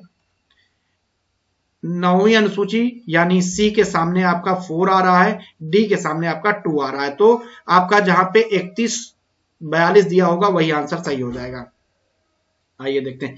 3142 डी ऑप्शन बिल्कुल सही है, 3142, ठीक है। अगले प्रश्न की तरफ आपको चले चलते हैं। निम्नलिखित में कौन सा सुमेलित नहीं है? अंतर राज्य परिषद दिया है। अंतर राज्य परिषद 1990 में स्थापना हुई थी। राष्ट्रीय विकास परिषद 1954 में ना होकर 6 अगस्त 1952 को इसकी स्थापना की गई थी। तो यही आपका गलत है, सुमेलित नहीं है, बाकी सब सही है, यही आपका आंसर हो जाएगा। केंद्रीय सतर्कता आयोग का जो गठन किया गया था 1964 में किया गया था। राज्य मानव अधिकार 1993 में बना था, ठीक है। प्रश्न नंबर 75 की तरफ आगे चलते हैं। एक अभिकथन दिया है, फिर से अभिकथन और कारण दिया है, तो आइए अभिकथन को देख लेते हैं। जब एक देश को भुगतान उसके व्यापार में वस्तुओं, सेवाओं, स्थानांतरण एवं विशुद्ध आय की प्राप्तियों से अधिक हो जाते हैं, तब उसे चालू खाता कहा जाता है। देश का भुगतान उसके व्यापार में वस्तुओं, सेवाओं, स्थानांतरण एवं विशुद्ध आय की प्राप्तियों से अधिक हो जाता है, तब उसे चालू खाता कहा जाता है। ठीक है, चालू जो हमारा ये चालू खाता है वो आयात और निर्यात को दर्शाता है। आगे देखते हैं चालू खाता घाटा, ये आयात और निर्यात को दर्शाता है। ठीक, आयात और निर्यात को दर्शाता है। तो चालू घाटा तब होता है जब एक देश वस्तुओं, सेवाओं एवं पूंजी का अधिक निर्यात करता है। ठीक है, तो आपको बता दें कि ये पॉइंट गलत है, कि अधिक निर्यात नहीं, यहां पे अगर आयात होता तो शायद सही होता, क्योंकि आयात और निर्यात को ही दर्शाता है। इसको स्पेशली दर्शाने के लिए विदेशी मुद्रा के निवल अंतर को देखा जाता है। विदेशी जो मुद्रा है उसके निवल अंतर को देखा जाता है कितना है, उस आधार पर चालू खाता घाटा होता है, यानी सीएडी होता है। ठीक है, आगे चलते हैं। तो आपका आंसर क्या हो जाएगा इस हिसाब से? ए सही है परंतु आर गलत है, यानी आपका आंसर हो जाएगा ये ऑप्शन। प्रश्न नंबर 76। ठीक है, 76 की तरफ चलते हैं। हरित बांड के संबंध में निम्नलिखित में कौन सा कथन सत्य नहीं है? सबसे पहले आप जान लीजिए, हरित बांड की जो शुरुआत हुई है वर्ल्ड बैंक और यूरोपीय निवेश बैंक के सहयोग दोनों मिलकर 2007 में हरित बांड शुरू किया गया है। ठीक है, अब देखते हैं हरित बांड निवेश केवल जलवायु मित्र परियोजनाओं में होता है। ठीक, हरित बांडों को सर्वप्रथम 2007 में यूरोपीय निवेश कोष ने जारी किया।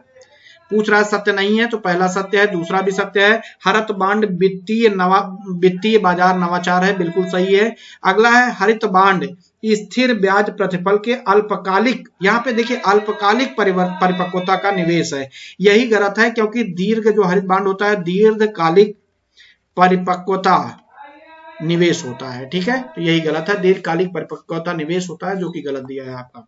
अगला चलिए, यहाँ पे देखिए डिफेंस एक्सपो दिया है, बहुत ही गलत दिया है। डिफेंस एक्सपो क्या होता है? रक्षा उत्पाद प्रदर्शनी है, हर 2 वर्ष पे आयोजित किया जाता है, 2 वर्ष पर आयोजित किया जाता है, लेकिन यहाँ पे 16, 18, 19 दे दिया, 18 के बाद 19 दे दिया। तो आइए मिलाते हैं। सबसे पहले 2016 में जो 9वां डिफेंस एक्सपो हुआ था वो गोवा में हुआ था, तो इस हिसाब से गोवा होना चाहिए, यानी यहाँ पे ए का 2 हो सकता है, आप मिला सकते हैं ए का 2। 2018 का जो 10वां एक्सपो था, डिफेंस एक्सपो था, वो चेन्नई में हुआ था, तो बी का 1 आप मिला सकते हैं, अभी तक तो आसानी चल रही है। 2019, पहले बता दें 2019 में कोई डिफेंस एक्सपो नहीं हुआ था, जबकि 2019 में एरो डेफ इंडिया एक्सपो का आयोजन किया गया था। ठीक, उसके बाद 2020 में लखनऊ में हुआ। ठीक, तो इस हिसाब से आप इसको मिला सकते हैं। 2019 में डिफेंस एक्सपो नहीं हुआ था, तो यहाँ पे ये गलत दिया था, लेकिन आयोग के हिसाब से आंसर क्या है? वो बी है, हम आपको बता देते हैं। जिस हिसाब से मिल रहा है वही आंसर है। ठीक है, यहाँ पे इन्होंने मिला दिया था, बी आंसर किस हिसाब से दिया था ये मुझे पता नहीं, कि इन्होंने मिलाया था कि पहले का 2 सही मिलाया था, दूसरे का ए सही मिलाया था, सी का जो इन्होंने 4 मिला दिया था, डी का 3 मिला दिया था। ठीक है, यहाँ पे देखिए सी का इन्होंने 4 वही मिलाया है जो हमने मिलाया, लेकिन 2019 में मैं ये बोल रहा हूं डिफेंस एक्सपो नहीं हुआ है। Aero def India expo second जो संस्करण है, द्वितीय संस्करण है, उसका आयोजन किया गया था। यहाँ पे हम लिख दे रहे हैं, ये एरो डेफ इंडिया एक्सपो इसका आयोजन हैदराबाद में हुआ था, द्वितीय संस्करण का। ठीक है, तो इस हिसाब से लोग आंसर गलत कर रहे थे, लेकिन आयोग ने बी माना था। अब नंबर किस हिसाब से दिया है वो आयोग जाने, क्योंकि कंफ्यूजन बच्चों को कर दिया था। अगला प्रश्न आपके सामने नीचे दिए गए 2 कथन दिए हैं, एक अभिकथन है, दूसरा कारण है, उसको चिन्हित कीजिए। पहला पॉइंट है शिक्षा संस्कृति के लिए सांस्कृतिक संसाधन एवं प्रशिक्षण केंद्र CCRT की स्थापना 1979 में की गई थी। तो इसमें आपको बताना है ये बिल्कुल सही है। दूसरा है CCRT का उद्देश्य शिक्षा को संस्कृत से जोड़ना था, बिल्कुल सही है। तो दोनों सही है और व्याख्या भी सही कर रहे हैं, तो आपका आंसर ए हो जाएगा। ए और आर दोनों सत्य है और व्याख्या भी सही है।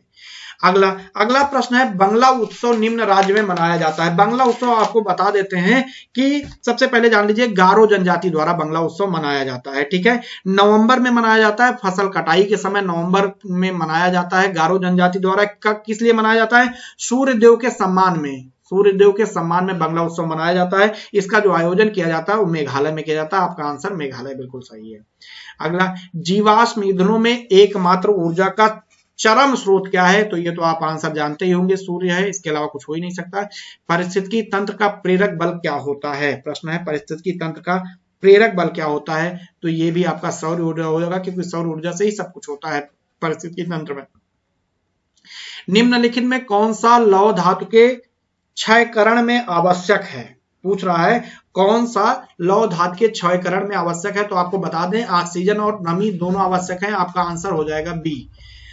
83 नंबर प्रश्न की तरफ चलते हैं। इसमें कौन सा प्राकृतिक रूप से पाया जाता है जो सबसे कठोर है? वो आप जानते हैं, ये हीरा है, तो इसके अलावा कुछ हो ही नहीं सकता। आगे चलते हैं। महासागर में डूबी हुई वस्तुओं को पता लगाने के लिए किस यंत्र का प्रयोग करते हैं? ये भी बहुत आसान है, सोनार का प्रयोग किया जाता है। ठीक है, इसीलिए ये सब पुराने क्वेश्चन है, इसीलिए कहते हैं प्रीवियस ईयर पेपर को आप लोग अच्छे से पढ़ लीजिए।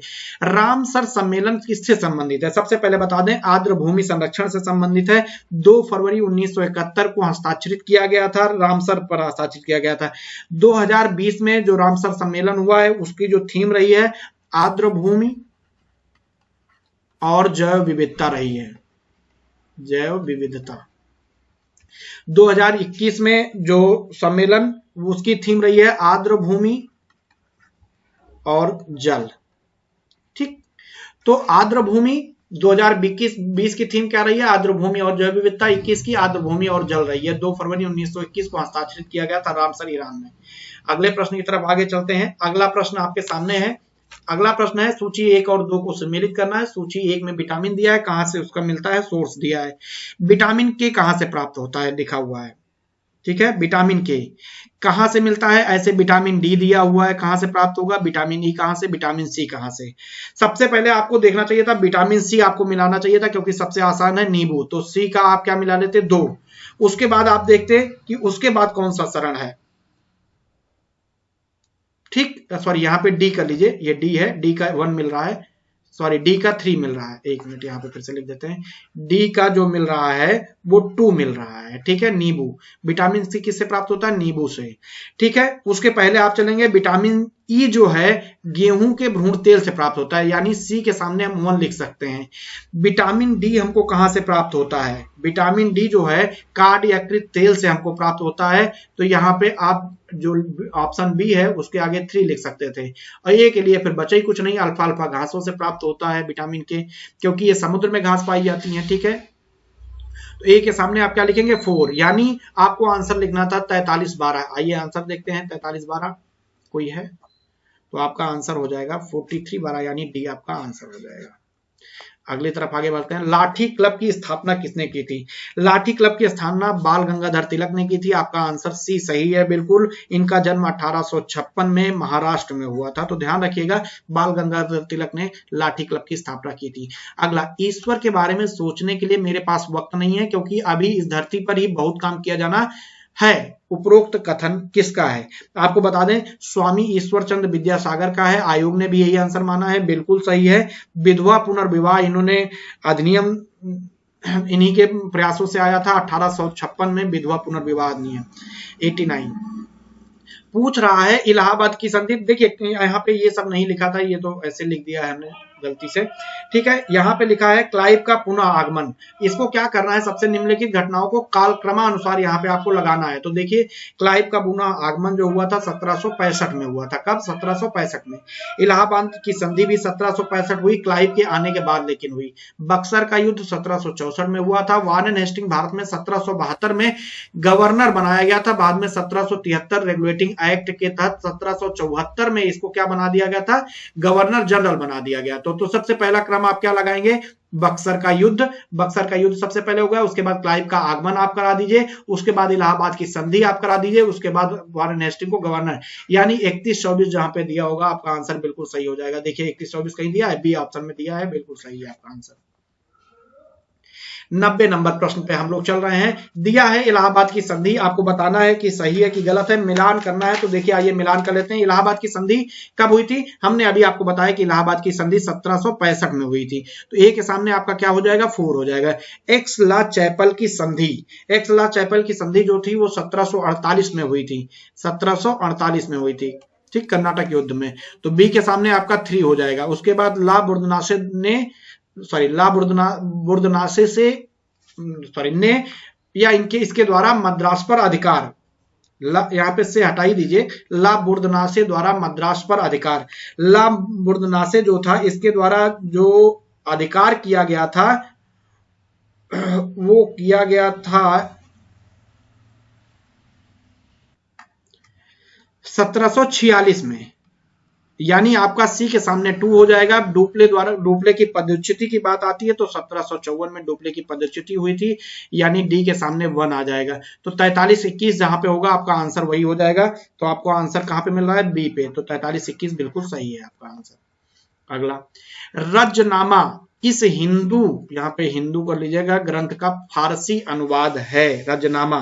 फारसी अनुवाद रजनामा किसका है, सबसे पहले आपको बता दें, महाभारत का फारसी अनुवाद रजनामा है, बदायूनी और फैजी ने किया था। ठीक है, आइए देखते हैं प्रश्न नंबर 92 में क्या है, निम्नलिखित युद्धों पर आपको विचार करना है, उनके काल क्रमानुसार आपको व्यवस्थित करना है। सबसे पहला लिखा है कन्नौज का युद्ध। आपको बता दें कन्नौज का युद्ध 1540 में हुआ था। जो चंदेरी का युद्ध था वो 1528 में हुआ था। तालीकोटा युद्ध बहुत ही प्रसिद्ध है, 1765 में हुआ था।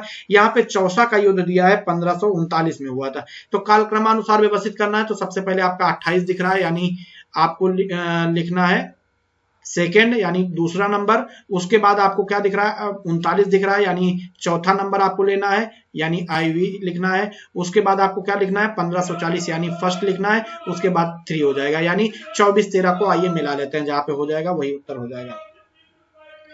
यहाँ पे देखिए 2 4 1 3, तो 24-13 हम लोगों का मिल गया है, तो आपका आंसर बी हो जाएगा। अगले प्रश्न की तरफ आगे बढ़ते हैं। निम्नलिखित घटनाओं में उनके कालक्रमानुसार आपको फिर से व्यवस्थित करना है। गांधी इरविन जो समझौता हुआ था वो 1931 में हुआ था। जो पूना पैक्ट था 1932 में हुआ था। पूर्ण राष्ट्रीय स्वतंत्रता की घोषणा 1929 में की गई थी। सविनय अवज्ञा जो आंदोलन था 1930 में हुआ था। अब देखिए फिर से कालक्रमानुसार व्यवस्थित करना है। तो सबसे पहले 1929 आपको दिख रहा है, 1929 यानी 3 आपको दिख रहा है। उसके बाद 30 यानी सविनय अवज्ञा आंदोलन दिख रहा है, यानी 4 हो जाएगा। उसके बाद आपको दिख रहा है 1, उसके बाद आपको दिख रहा है 2, यानी 34-12 जहां पे ऑप्शन में होगा, ऑप्शन ए ही इसका आंसर हो जाएगा। फिर अगली तरफ चलते हैं, अगले प्रश्न की तरफ। सूची 1 और 2 को आपको सुमेलित करना है। सबसे पहले देखिए इंडियन एसोसिएशन सुरेंद्रनाथ बनर्जी ने स्थापना करी है। इंडियन एसोसिएशन की पूना सार्वजनिक सभा की महादेव गोविंद नाडे की है। मुंबई प्रेसिडेंसी एसोसिएशन की स्थापना फिरोज शाह मेहता ने की है। मद्रास महाजन सभा की स्थापना आनंद चार्लू ने की थी। तो आपका ए के सामने क्या हो गया 2, बी के सामने क्या हो गया 3, सी के सामने क्या हो गया 4, ए के सामने क्या हो गया, डी के सामने क्या हो गया 1। तो 23-41 कहीं भी होगा तो आपका आंसर हो जाएगा। पहला ही ऑप्शन 23-41 शायद लिखा हुआ है, ये देखिए 23-41, तो आपका आंसर ए बिल्कुल सही हो जाएगा। आपके पास पेपर हो तो आप, ये पेपर ए है, मतलब सीरीज ए है। इंपीरियल गजेटर के संकलनकर्ता कौन थे, इंपीरियल गजेटियर के संकलनकर्ता कौन थे, कर्ता कौन थे, क्योंकि ये 95 क्वेश्चन हो गए, बोलते बोलते थकावट लग गई इसलिए थोड़ा। ठीक है, विलियम हल्टन विल्सन थे। ठीक है, William Wilson Hunter imperial gazetteer के संकलनकर्ता थे। अगला प्रश्न, सर्वोच्च न्यायालय की स्थापना के, यानी सुप्रीम कोर्ट की स्थापना के संबंध में निम्नलिखित कथनों पर आपको विचार करना है। कलकत्ता में सर्वोच्च न्यायालय की स्थापना 1773 रेगुलेटिंग एक्ट के तौर पर की गई, बिल्कुल एकदम सही है, कोई गलत नहीं है। लेमेंस्टर इसके प्रथम नहीं, यही गलत है। एलिजा इम्पे जो थे इसके मुख्य न्यायाधीश थे, जबकि लेमेंस्टर, हाइड और चैम्बर अन्य सदस्य थे। तो एक सही है, 2 गलत है, आपको आंसर लगा लेना है। तो इसमें कोई ऑप्शन मैच कर रहा हो तो यहाँ पे केवल एक सही उत्तर का चयन करना था, तो केवल एक सही हो जाएगा आपका। प्रमाणित बीज के थैले पर प्रयोग किए जाने वाले टैग का रंग क्या होता है, प्रमाणित बीज के थैले पर प्रयोग किए जाने वाले कौन सा कलर होता है, नीला कलर होता है।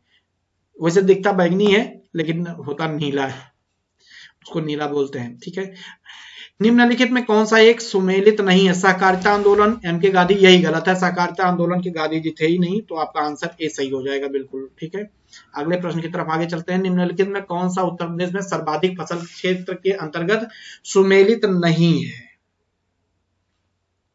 1 मिनट, ये वाला गलत हो गया है। सहकारिता आंदोलन गांधी जी तो थे ही, ये गलत हो गया है, इसको आप लोग सही कर लीजिएगा, यहाँ पे मैंने गलती से कर दिया है।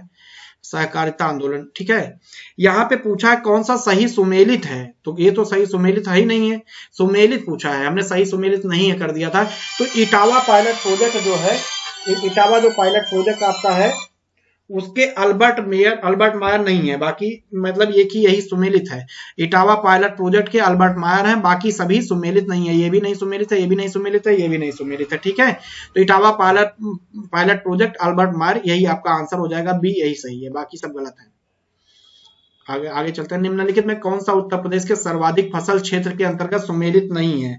आगे फसल दिया है, सरसों आगरा दिया है, आलू फर्रुखाबाद, अंतर्गत सुमेलित नहीं, सर्वाधिक फसल क्षेत्रफल के अंतर्गत पूछा है। तो मक्का जो है वाराणसी की सर्वाधिक क्षेत्रफल उगने वाली फसल नहीं है, कानपुर मंडल यानी पश्चिमी उत्तर प्रदेश में, कानपुर मंडल अगर होता तो सही होता, तो यही आपका आंसर हो जाएगा। बाकी तिल, हामिरपुर और बुंदेलखंड यहाँ सब सर्वाधिक क्षेत्रफल पर उगाई जाने वाली है, ठीक है। अगले प्रश्न की तरफ चलते हैं। देश की पहली इंटरसिटी इलेक्ट्रिक बस सेवा 2020 पब्लिक प्राइवेट साझेदारी मॉडल के अंतर्गत शुरू करने वाला राज्य है। 14 फरवरी 2020 को ये शुरू किया गया है, 14 फरवरी 2020 को पहली इंटरसिटी इलेक्ट्रिक बस सेवा 2020 को, ठीक है। कहां पे शुरू गई? पुणे में, ठीक। तो साझेदारी के अंतर्गत शुरू करने वाला राज्य कौन सा हो जाएगा? महाराष्ट्र, पुणे आ गया तो महाराष्ट्र हो ही जाएगा। मुंबई से पुणे पहली चलाई गई, कहां से कहां तक? मुंबई से पुणे पहली चलाई गई है, ध्यान रखिएगा। तो महाराष्ट्र शुरू करने वाला पहला राज्य हो गया आंसर। डिपॉजिट इंश्योरेंस, अच्छा डिपॉजिट इंश्योरेंस की जो शुरुआत की गई थी 1978 में की गई है। एंड क्रेडिट गारंटी इंश्योरेंस निगम के संदर्भ में निम्नलिखित कथनों पर विचार कीजिए। यह भारतीय रिजर्व बैंक का एक सहायक है, बिल्कुल सही है। इसकी कीमत जो है वो 5 लाख रुपए, इसकी जमा, यहाँ पे जमा ले लीजिएगा कि जमा इसके द्वारा बीमित है, कर लीजिएगा, दोनों सही है, तो आपका आंसर सी हो जाएगा, बिल्कुल सही है। 102 नंबर प्रश्न आपके सामने है, जरा देखिए और मिलाइए क्या होगा। इंडियन बैंक कहाँ का बैंक है? विदेशी है, सहकारी है, निजी है, सार्वजनिक है, आपको बताना है। इंडियन बैंक एक कैसा बैंक है? सार्वजनिक बैंक है। आईसीआईसीआई बैंक कैसा है? निजी बैंक है। सिटी बैंक क्या है? विदेशी बैंक है। सारस्वत बैंक जो है वो कैसा है? सरकारी बैंक है, ठीक है। तो एक मिनट, आंसर आपको बता रहे हैं। तो इस हिसाब से अगर आप मिलाएंगे तो आपका ए का क्या हो जाएगा? 4, बी का आपका क्या हो जाएगा? 3, सी का क्या हो जाएगा? 1, डी का आपका क्या हो जाएगा? डी का क्या हो जाएगा? सारस्वत बैंक सरकारी, यहाँ पे सरकारी होगा, ये सरकारी नहीं सहकारी बैंक हो जाएगा। 2, ठीक है। तो 43-21 को आप मिला लीजिएगा, जो भी आंसर आपका आ जाएगा सही। 43-21 कहाँ पे है? देखिए 43-21 का आंसर 43, सॉरी एक मिनट देखिए जरा, क्या 43-12 हो जाएगा, ठीक है। 43 43-12 आंसर आपका डी सही हो जाएगा। प्रश्न नंबर 103, नीचे 2 कथन दिए गए हैं, इनमें एक को अभिकथन, दूसरे को कारण कहा गया। अब अभिकथन क्या है देखते हैं। ऑपरेशन ट्विस्ट के अंतर्गत आरबीआई एक ही समय में अल्पकालीन प्रतिभूतियों को बेचकर दीर्घकालीन प्रतिभूतियों को खरीदता है।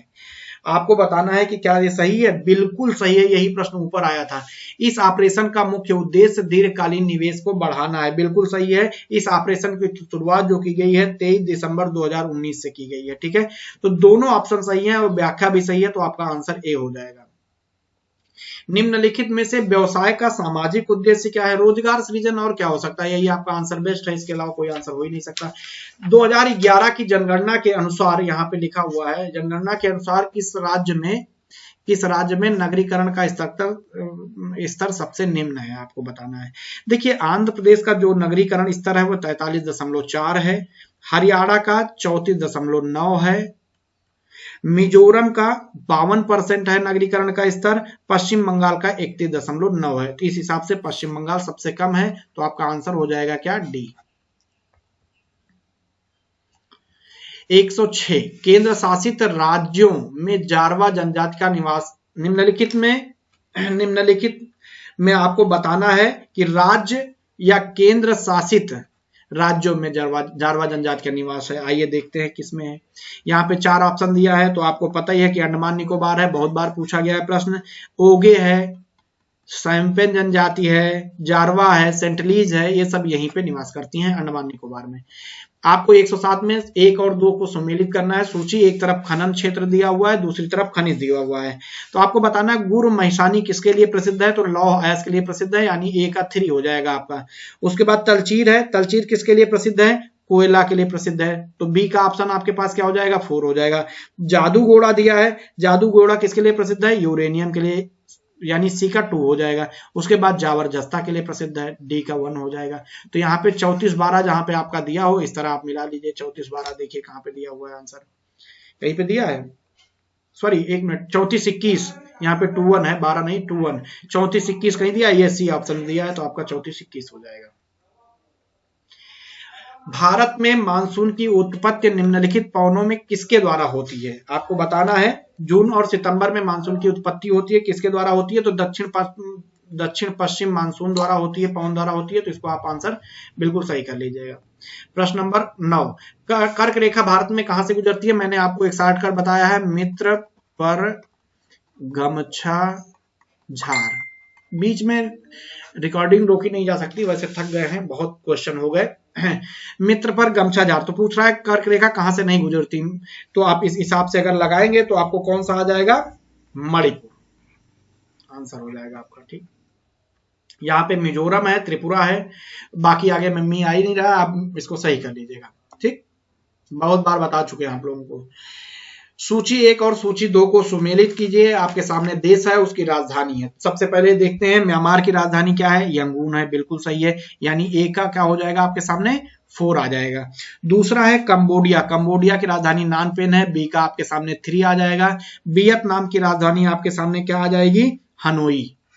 ठीक, तो सी का आपका 1 हो जाएगा। लाओस का वियंतियान होता है, तो डी का आपका 2 हो जाएगा। यानी 43-12 आपको खोजना है कि कहां पर है, 43-12 सी ऑप्शन आपका बिल्कुल सही है। सूची 1 और 2 को आपको सुमेलित करना है, बताना है नदी है उसके किनारे शहर कौन से हैं। सत अल अरब नदी है, इसके समान किनारे बता दें आपको, बसरा शहर है, तो ए का 2 हो जाएगा। उसके बाद पराग्वे है, पराग्वे के किनारे जो है असंसियान है, तो आपका बी का क्या हो जाएगा 3। उसके बाद नाइजर है, नाइजर के किनारे जो है वो नियामी शहर है, और डेन्यूब के किनारे बियन्ना शहर है। तो आपका आंसर क्या हो जाएगा 23-41। आइए देखते हैं 23-41 कहीं दिया हुआ है, ये बी ऑप्शन आपका बिल्कुल सही है, बी ऑप्शन आप इसमें कर लीजिएगा। अगला प्रश्न आइए देखते हैं। जुलाई 2020 में भारत सरकार द्वारा शुरू किया गया प्रेरक दौड़ सम्मान निम्नलिखित में किससे संबंधित है। आपको बता देते हैं, अपशिष्ट प्रबंधन और शहर की स्वच्छता की स्थिति से संबंधित है प्रेरक दौड़ सम्मान, ध्यान रखिएगा, इंपॉर्टेंट है, फिर से भी क्वेश्चन ये बन सकता है अगले पेपर में। 2001 की जनगणना के अनुसार भारत के निम्नलिखित किस राज्य में अनुसूचित जाति की जनसंख्या 0 है। अच्छा, अनुसूचित जाति जो है उसकी जो सबसे अधिक संख्या है वो यूपी में है, सबसे कम कहां पे है, मिजोरम में है, लेकिन कहां पे 0 है। कुल अगर हम पूरे भारत की बात करें 16.6% है पूरे भारत की जनसंख्या का, 20.137 करोड़ जनसंख्या है अनुसूचित जाति की। ठीक है, अगर हम देखें कहां कहां पे नहीं है, तो आंध्र प्रदेश, नागालैंड, अंडमान निकोबार, यहां सब अनुसूचित जाति नहीं है, तो इसमें आपका आंसर एक ही हो जाएगा, नागालैंड में अनुसूचित जाति नहीं है। चलिए अगले प्रश्न की तरफ चलते हैं। देखिए, भारत सरकार द्वारा जून जुलाई 2021 में मनाया गया संकल्प पर संबंधित है। सबसे पहले आपको बता देते हैं 28 जून से 1 जुलाई तक मनाया गया है। वृक्षारोपण से संबंधित है, संस्कृति मंत्रालय द्वारा मनाया गया है। ठीक है, किसके द्वारा, संस्कृति मंत्रालय द्वारा। ठीक, तो ये आप कर लीजिएगा। अगला, नीली क्रांति का संबंध निम्नलिखित में किससे है, नीली क्रांति किससे संबंधित है, तो मछली उत्पादन से है, ये आप जानते हैं नीली क्रांति है, तो उसमें कुछ बताना नहीं है, आंसर सही है। चित्रकूट जलप्रपात निम्नलिखित में किस नदी पर स्थित है। ठीक है, इंद्रावती नदी पर स्थित है, पहली बात आपको बता दें, क्योंकि चित्रकूट जो जलप्रपात है वो छत्तीसगढ़ में है। कहां पे, छत्तीसगढ़ में, इसकी जो ऊंचाई है वो 90 फीट है, और ये छत्तीसगढ़ में इंद्रावती नदी पर स्थित है। ठीक है, तो आपका आंसर हो जाएगा सी, यानी इंद्रावती नदी। अगला चलते हैं, कुमायूं हिमालय। यहाँ पे आप अगर देखेंगे तो थोड़ा सा आपको समझा देते हैं। पहला दिया है कुमायूं हिमालय, पूछ रहा है निम्नलिखित में किन नदियों के बीच है, सिंधु और सतलज के बीच जो है उसको पंजाब हिमालय बोलते हैं। क्या बोलते हैं, पंजाब हिमालय बोलते हैं, तो ये आंसर हो ही नहीं सकता। ठीक, उसके बाद अगला दिया है काली और तिस्ता को नेपाल हिमालय बोलते हैं, तो ये भी आंसर हो ही नहीं सकता। अगला जो है सतलज और काली, इसी को कुमायूं हिमालय बोलते हैं, सतलज और काली को कुमायूं हिमालय बोलते हैं, ठीक है। उसके बाद तीस्ता और ब्रह्मपुत्र दिया है, इसको आसाम हिमालय के नाम से जानते हैं, ठीक। तो काली तीस्ता को नेपाल, सिंधु सतलज को पंजाब हिमालय, सतलज और काली को कुमायूं, तीस्ता और ब्रह्मपुत्र को आसाम हिमालय के नाम जानते हैं। अगले प्रश्न की तरफ आगे चलते हैं। राष्ट्रीय वनीकरण एवं पारिस्थितिकी विकास बोर्ड यानी NAEB की स्थापना भारत सरकार द्वारा कब की गई थी? इसकी स्थापना आपको बता देते हैं सीधे, आप याद रखिएगा 1992 में की गई थी। ऑप्शन में है तो आप लगा दीजिए, ये 92 है, बी ऑप्शन बिल्कुल आपका सही है। निम्नलिखित में कौन सा एक 29 जून 2020 को मनाए गए सांख्यिकी दिवस की थीम थी? देखिए, सांख्यिकी दिवस की थीम ये आयोग ने उत्तर डी माना था, आयोग के द्वारा डी माना गया था, लेकिन ये मतभ्रम करने वाला क्वेश्चन था। आयोग द्वारा क्या माना गया था? सॉरी, आयोग द्वारा क्या माना गया था? डी।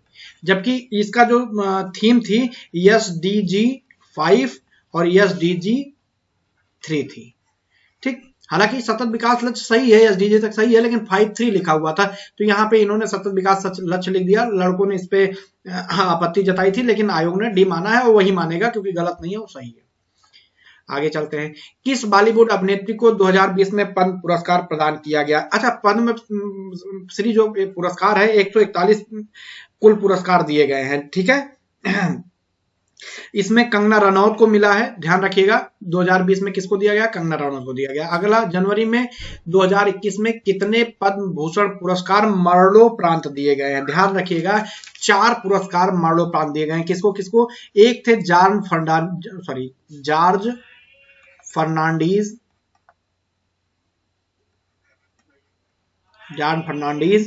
अरुण जेटली,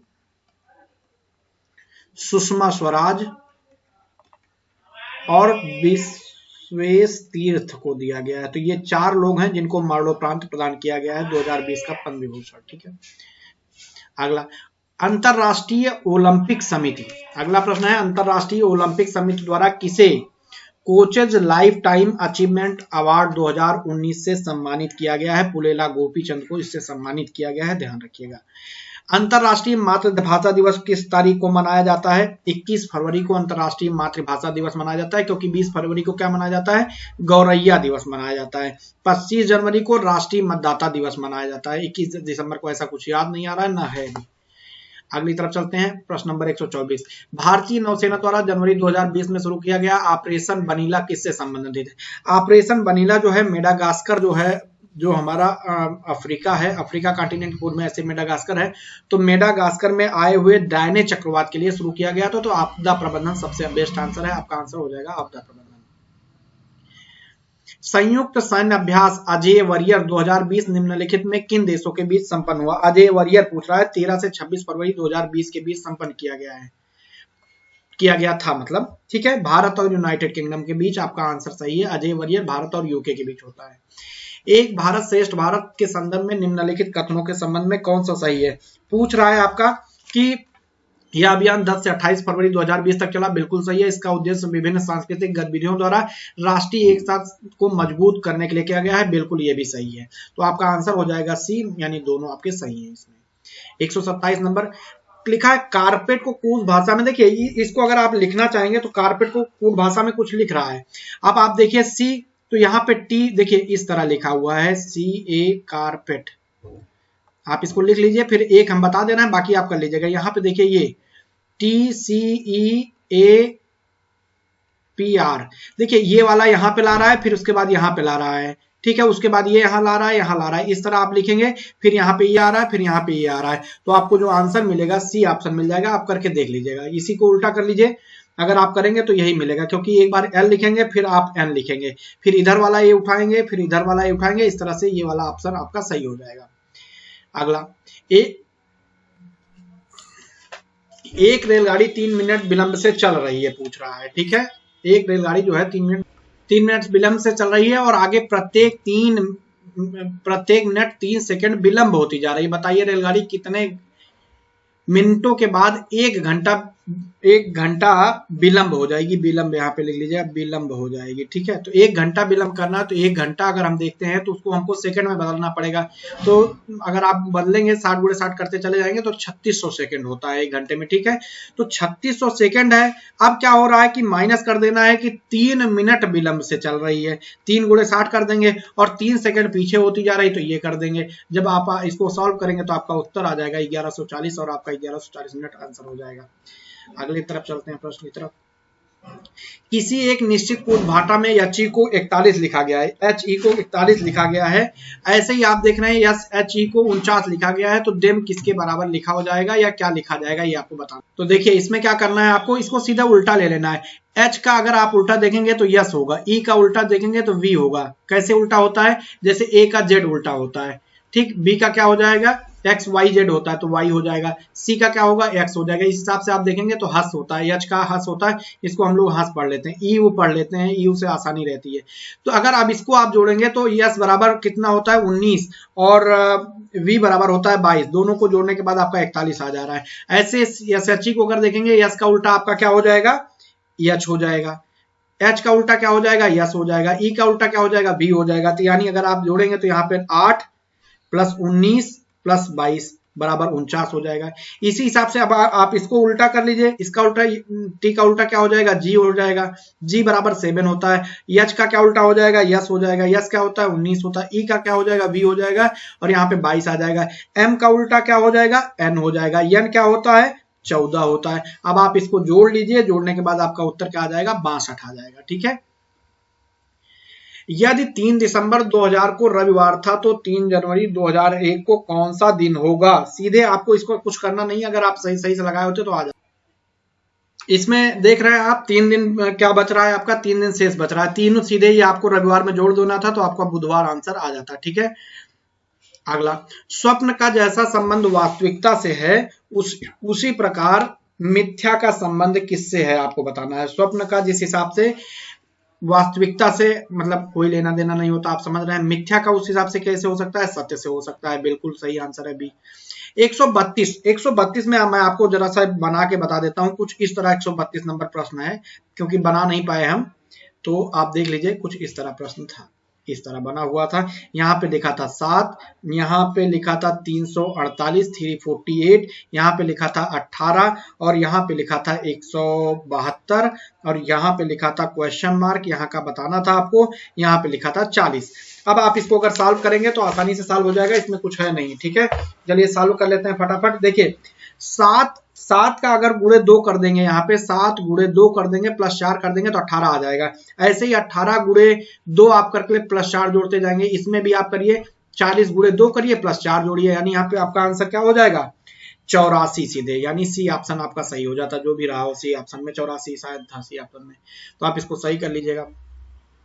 अंग्रेजी वर्णमाला के कितने बड़े अक्षरों को दर्पण में प्रतिबंधित किया जा सकता है, कितने, देखिए लिखा अंग्रेजी वर्णमाला के कितने बड़े अक्षरों को दर्पण में समान प्रतिबिंबित किया जा सकता है। किसको किया जा सकता है, आइए देखते हैं। ए सेम दिखेगा, अगर यहाँ पे लिखा है सी में सेम दिखेगा, एस सेम दिखेगा, आई सेम दिखेगा, एम दिखेगा, ओ दिखेगा, टी दिखेगा, यू दिखेगा, वी दिखेगा, डब्ल्यू दिखेगा, एक्स सेम दिखेगा, वाई दिखेगा। तो 2, 2, 4, 2, 6, 2, 8, 2, 10, 1, 11 शब्द आपके हो जाएंगे यहाँ पे। लेदर टेक्नोलॉजी पार्क आपका पता ही है, कानपुर में स्थित है, इसमें कुछ बताने नहीं है। उत्तर प्रदेश में राज्य उच्च शिक्षा परिषद की स्थापना कब की गई है, 1995 में की गई है। आर्टिकल 200 के तहत की गई है, जो संविधान का अनुच्छेद है 200 उसके तहत की गई है। राज्य में उच्च शिक्षा परिषद की स्थापना 1995 में। निम्नलिखित युग्मों में कौन सा सुमेलित नहीं है, ठीक है, यहाँ पे देख लीजिए IVVR है, वेजिटेबल रिसर्च है, तो ये कह रहा है कि कहाँ पे है, लखनऊ में। यही गलत है, क्योंकि वेजिटेबल रिसर्च जो है कहाँ पे है, वाराणसी में है। बाकी पी है, पल्स है, तो कानपुर में है। बाकी सब आप जानते ही हैं कि ये IVVR इज्जत नगर में है। IGFRI जो है वो झांसी में है, तो आपका आंसर ए हो जाएगा। यहाँ पे यही गलत है, सुमेलित नहीं है। निम्नलिखित में कौन सा सुमेलित नहीं है, गोटे का कार्य लखनऊ व वाराणसी है। पीतल की मूर्तियां जो है मथुरा दिया हुआ है। पीतल की मूर्तियां ज्यादातर वैसे मुरादाबाद है, हालांकि इस पे बवाल भी हुआ थोड़ा सा, तो मथुरा में भी कभी कभी बोला जाता है पीतल की मूर्तियां मिलती हैं, वैसे मिलती हैं, लेकिन आंसर आपका जो आयोग ने माना था वो बी सही था, और सही भी है क्योंकि मुरादाबाद पीतल के लिए प्रसिद्ध है वहीं पे। लेकिन एक चीज ध्यान रखिएगा, मुरादाबाद पीतल के लिए प्रसिद्ध है, लेकिन यहाँ पे मूर्तियां दिया था तो इसको आंसर मथुरा मानना चाहिए था, लेकिन आयोग ने बी माना है, तो अभी आप वही मान के चलिए और वही लगाइएगा। 38 का बी। 38 का पूछ रहा है मेला पूछ रहा है, जनपद दिया हुआ है। देवी पाटन मेला आगरा आपको मिलाना था, तो देवी पाटन मेला आप जानते हैं बलरामपुर में लगता है। काम्पील जो मेला आपका है वो फर्रुखाबाद में लगता है। बटेश्वर मेला आपका आगरा में लगता है, और दादरी मेला जो आपका है वो बलिया में लगता है। इस हिसाब से आपका जो आंसर होगा वो हो जाएगा 23-14, यानी सी ऑप्शन आपका बिल्कुल सही है। ठीक, अगले प्रश्न 39, कौन सी जनजाति बुक्सा जनजाति कहाँ रहती है? उत्तर प्रदेश में बुक्सा जनजाति कहाँ निवास करती है, कहाँ रहती है, ये पूछा जा रहा है, कहाँ पे रहती है? तो बुक्सा जनजाति बिजनौर में रहती है। ठीक है, आंसर आपका बिजनौर सही है। यहाँ पे पूछा है अगला प्रश्न, उत्तर प्रदेश में कितने मुख्य जलवायु, यहाँ पे मुख्य कृषि जलवायु क्षेत्र दिया होता तो 3 हो जाता है, मुख्य जलवायु क्षेत्र दे दिया तब आपका आंसर 9 हो जाएगा, क्योंकि वेबसाइट पे उत्तर प्रदेश की यही है। ठीक है, ये हो गया 2016 का पेपर, प्रीलिम्स पेपर है जो अभी हाल में पुनर्परीक्षा हुई थी वो। उसके बाद जो 2016 का मेंस का पेपर दिसंबर में हुआ है उसको हम कल या परसों में अपलोड कर देंगे, तो आप लोग उसको भी देख लीजिएगा। ठीक है, धन्यवाद।